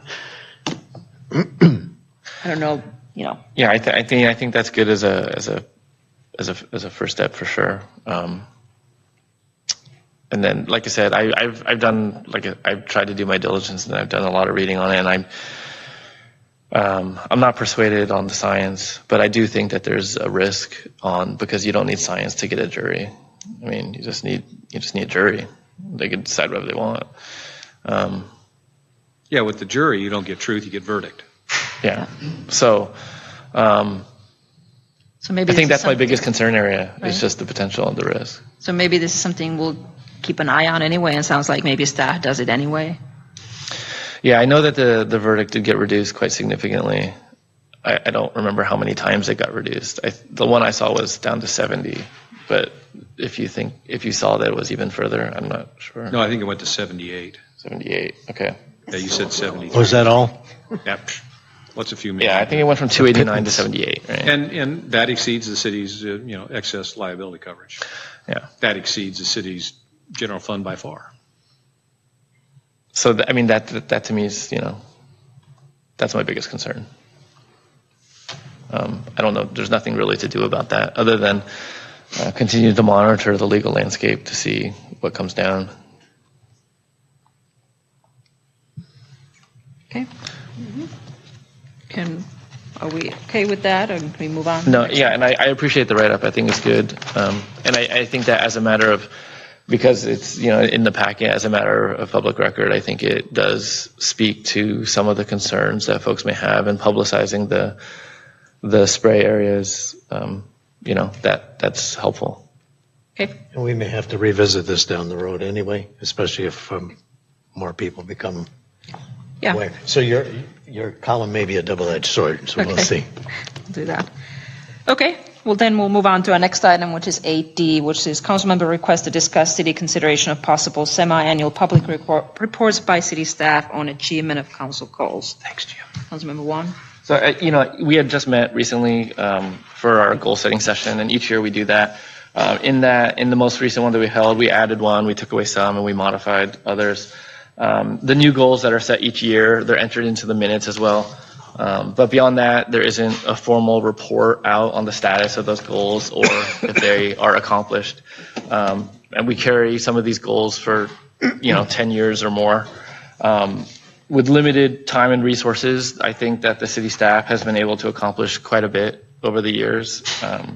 And I think it would be a good thing to highlight and report out on those as a matter of public record. I also think that given limited staff resources and time, that it is important to prioritize our goals. And keeping items on the list of goals that don't have a realistic chance of being implemented, I don't think it serves a useful purpose. And so I don't think we'd be performing our role in giving adequate direction to staff when we, in providing strategic direction when we keep these goals for a long period of time. And so what I propose is a periodic, say semi-annual report that's presented by staff that describes each of our goals, a rough outline of the steps necessary to accomplish those goals, and then whatever progress we've made on such steps, and including a potential timeline. I think that would go a long way in informing the public about the activities of the city staff. It allows us to present both our wins, things that we've done, and areas that we're working on. Given that there's already a running list of these goals, I think that the informative value of this activity would be high compared to the level of effort that it would require. What it is asking is a more formalized nature of a report out that describes essentially how we're doing, gives a more concrete and status, and it provides better direction so that both us and the public will be able to evaluate whether or not that is the direction we want to go. It's essentially opening up this process a little bit further. So that is the proposal on the table. I wrote it in slightly different words on the agenda packet, but essentially it's the same message. Okay. Any questions?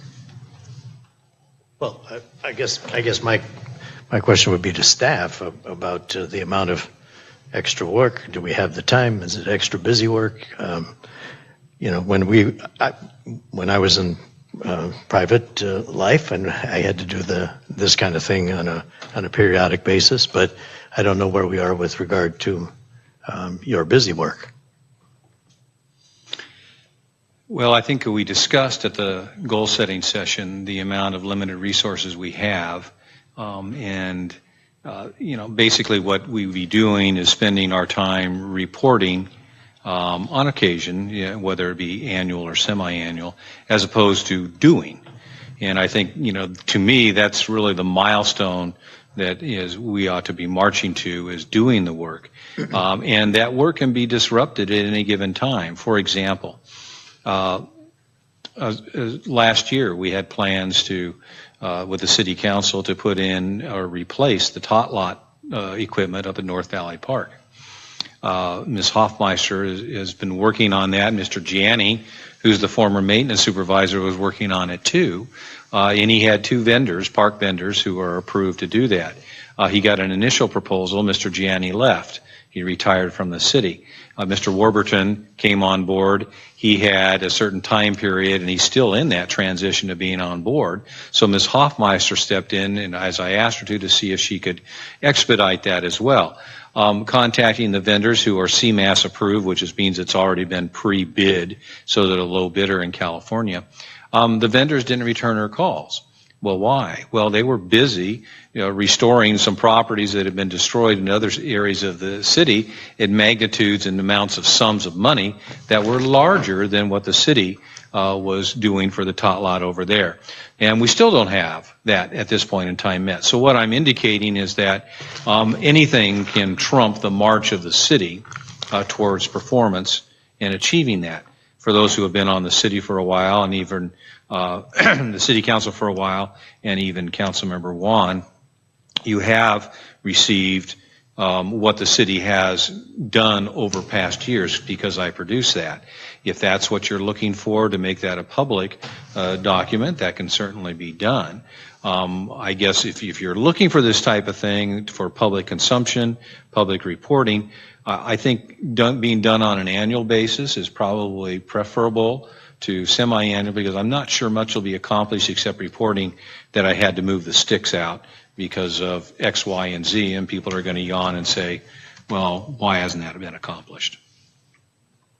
Yeah, and I think the report out right now is very good, but what I am suggesting is something that is just marginally more expansive, like a outline of the steps that we're planning to take, whether or not they're accomplished or not. Like if we have a goal that says I don't know, I can't think of one off the top of my head, something, and we know that we need to do A, B, and C to do it. We just outline those out so that we can illustrate that this is the process that we're going to take. Whether or not, it's not committing to a date or reasonable circumstances beyond our control. I don't. That's not something that I am too concerned about. But it is just elaborating on the level of effort that's required to accomplish the things. And I think it does allow us to say, hey, this is the level of work that we're asking for, and so it gives us more basis to say that what the city is accomplishing, I think, is a great deal, and it allows us to demonstrate that. And part of the dialogue, again, we had going back to the goal session was the list that has been created and inherited, which you receive on weekly updates on as well. That doesn't tell the whole story of what staff is doing. Oh, no. And that's the difficulty in terms of reporting out. While you say these are staff goals, the goals you're talking about are really the council's goals, and the council should assign the priorities. I have another whole set of goals that I want the organization to march towards and perform, and yet those don't get measured or they're not in the equation. And I'm a little concerned about giving an annual report that only focuses on the council goals and says, well, we missed it this last year. The average member of the public may say, oh my gosh, they're not performing. And yet, as we talked about, just keeping the doors open and operational in a city with 26 employees, half of which are police department employees, and we talked again about, then we have 6 maintenance workers. So we only have 7 people on the 3rd floor of the city, and of those, there's no middle managers, and we have department heads that are doing the major lifting of the city, myself included, behind all of those.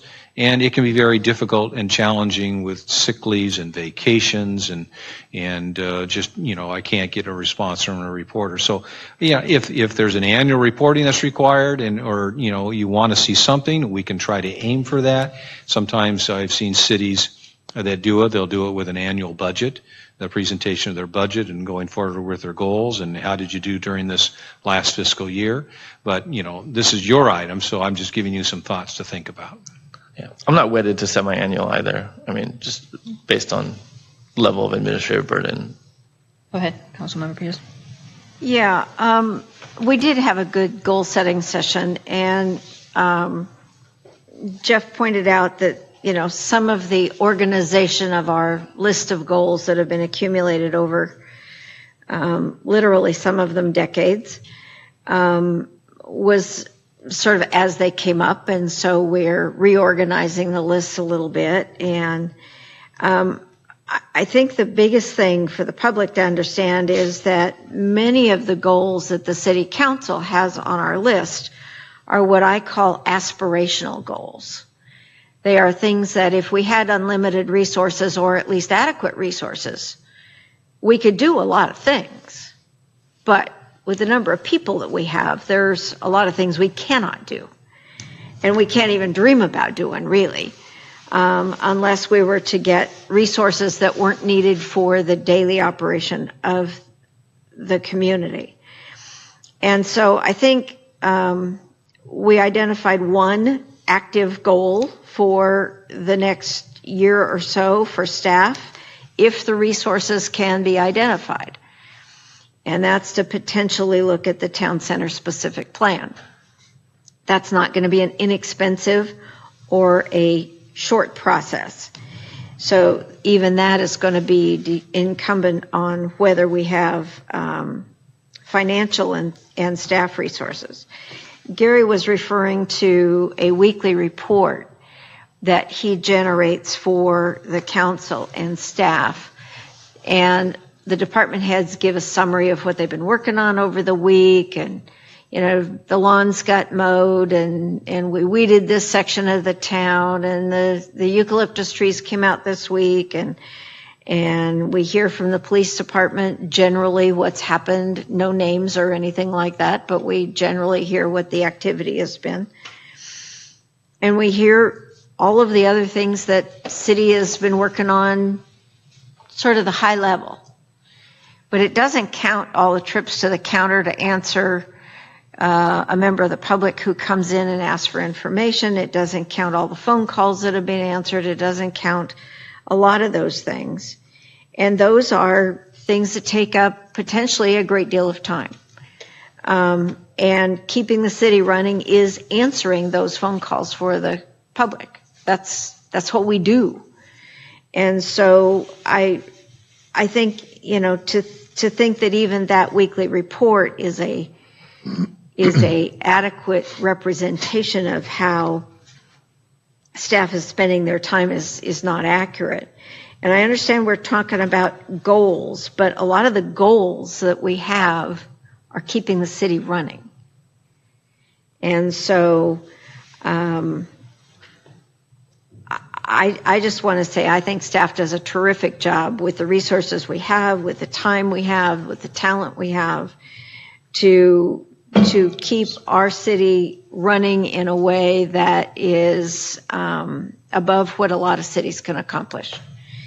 And so I'm not terribly in favor of time logs or reports that detract and distract city staff from actually doing the daily work. I mean, it feels a little like busy work to me. I think those weekly goals and reports might be something we could just post on the website. I doubt if anybody'd read them. If they did, fine, but I don't think they'd find them terribly exciting, but they are informative about all the little things that go on to keep a city like ours running. And, that might be interesting to some, but I'm not terribly committed to having to create work for staff that adds to what they're already doing. Coming out of our goal-setting session, I know we had some visitors there, and I think they were confused by some of the long-term, decade-long things that have been on the books. And so I would caution that if we were to go down this road with a report, even if it's an annual report, that we make those decade-long goals very clear that those are aspirational, because we can very much confuse the public, and in the end, we would do a report that may look like none of us are doing anything. Mm-hmm. I mean, yeah, they are council goals, as you mentioned, and so like if I set goals, like in my professional capacity, if I set goals, it's very normal to have to report out on how I'm doing on those. If I have a goal to accomplish X, I need to be able to say, this is the steps I've done, this is why I did not do it, or this is why I did. And, I think that's a healthy conversation in our capacity as the oversight of the city to make sure that the goals that we set are, that we agree with, that we continue to support them, and that they're going in the way we want. It's part of a monitoring function. The weekly report, I think, like I said, I think it's great. I read it. I wait for it every week. I'm like, I really want to read it. And I think there's a lot of good information there. So to me, it's a very short leap from what we currently have into something that is a little more, that just says, here's the things that we either plan to do, or here's the things that we think that that would have to happen to make this happen. It's a report out.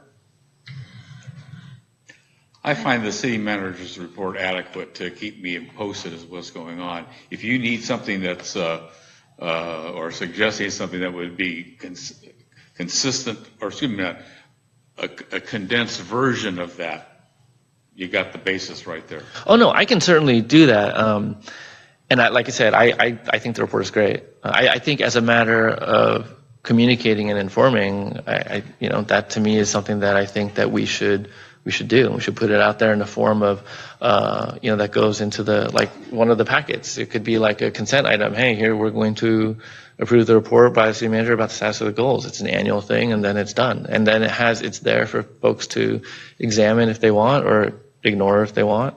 And then it's like a signpost or a marker for, a line that we've drawn, says this is where we are at this point in time. And, as a matter of getting information out there, I think that's useful. So I think we talked at our goal setting session that, some of the items in that list are truly nice things we would love to have if only we had the money or the resources. Some of those are items that you really just can't put, here's what I need to do, 5 steps in order to achieve them. They're really, if we had money, for example, we might want to do that. So I don't know that you can chart some of those in that way. And, I find the city's weekly report very informative. But in addition to that, if I have ever a question about, could we do that, or could we look into achieving that goal with something else or something else, staff is always available, but they're not only available to us, but they're also available to the public. So I haven't heard a concern that staff would not be responsive to either us or the public in terms of what's going on in our city. So I'm concerned that we meet on those goals once a year, and we go through that list, and it stayed pretty much the same as it is. I think you are asking a number of additional columns on steps on things that I don't think have steps until we miraculously win the lottery or something like that on some of the items. So I don't know. I'm happy with the way it is right now, but. Yeah, I find those very informative, the reports. I guess maybe you're asking. But were you okay? So you and I are somewhat new, right? Were you aware of the goals prior to getting the list? I was not. Aside from my capacity as in the planning commission. But So, for example, the minutes online, we go back through 2016. So it's a 3-year look back now. And in each of the special meetings, you could see the goals that were established in each of those years. But what you can't see is the goals that were established prior to that, unless you could do a records request and look for it. But like, for example, one of the goals that we had up until our last goal setting session where we had changed it was to promote high density housing. And that wasn't, I don't think that if we polled people, I would guess that they weren't aware that that was an established goal of the city since 2009 or 2008 or whatnot. And it's things like that where it allows a view into what the established goals of the city are and whether or not we are able to accomplish them. I think that having that in the record is the goal, is my goal, is to have it available so that people can see. And certainly we get the report and I could easily just cut and paste the report, but I think that we'd want it in a way that, presents it fairly to what the city is accomplishing. So that's really, I want to make sure that we present that information in a fashion that makes sense to us.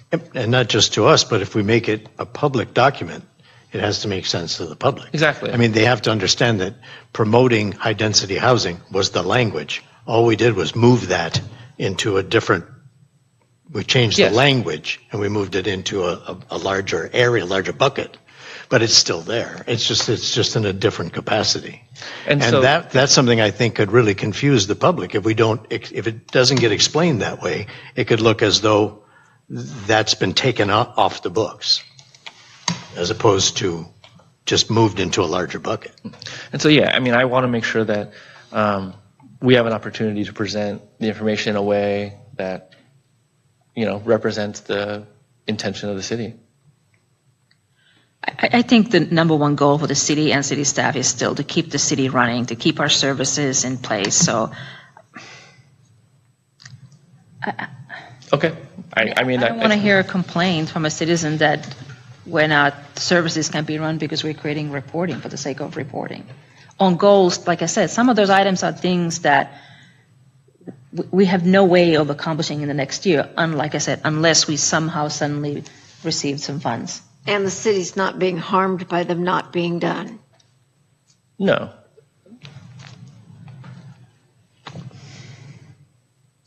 Well, sounds like we don't have the votes. Right. I'd rather city keep running the city instead of writing reports. Okay. I think we'll move forward then. What did me for? Just wondering where your head's at. I gave you I get an adequate amount of information from the city manager report, and I don't think we need anything further. Regarding the goals and objectives and that thing that the staff it is too complicated for public consumption. You would need something that is probably a tenth that amount of information in a very concise manner for public consumption. Other than that, they get lost in the detail. Okay. Good. So let's move on to the next item, which is item number 9. Any future requests for future items? Does anyone have any? Seeing none, then we'll move on to closed sessions. We have none, and then we will adjourn to our next meeting on February 19th. Thank you.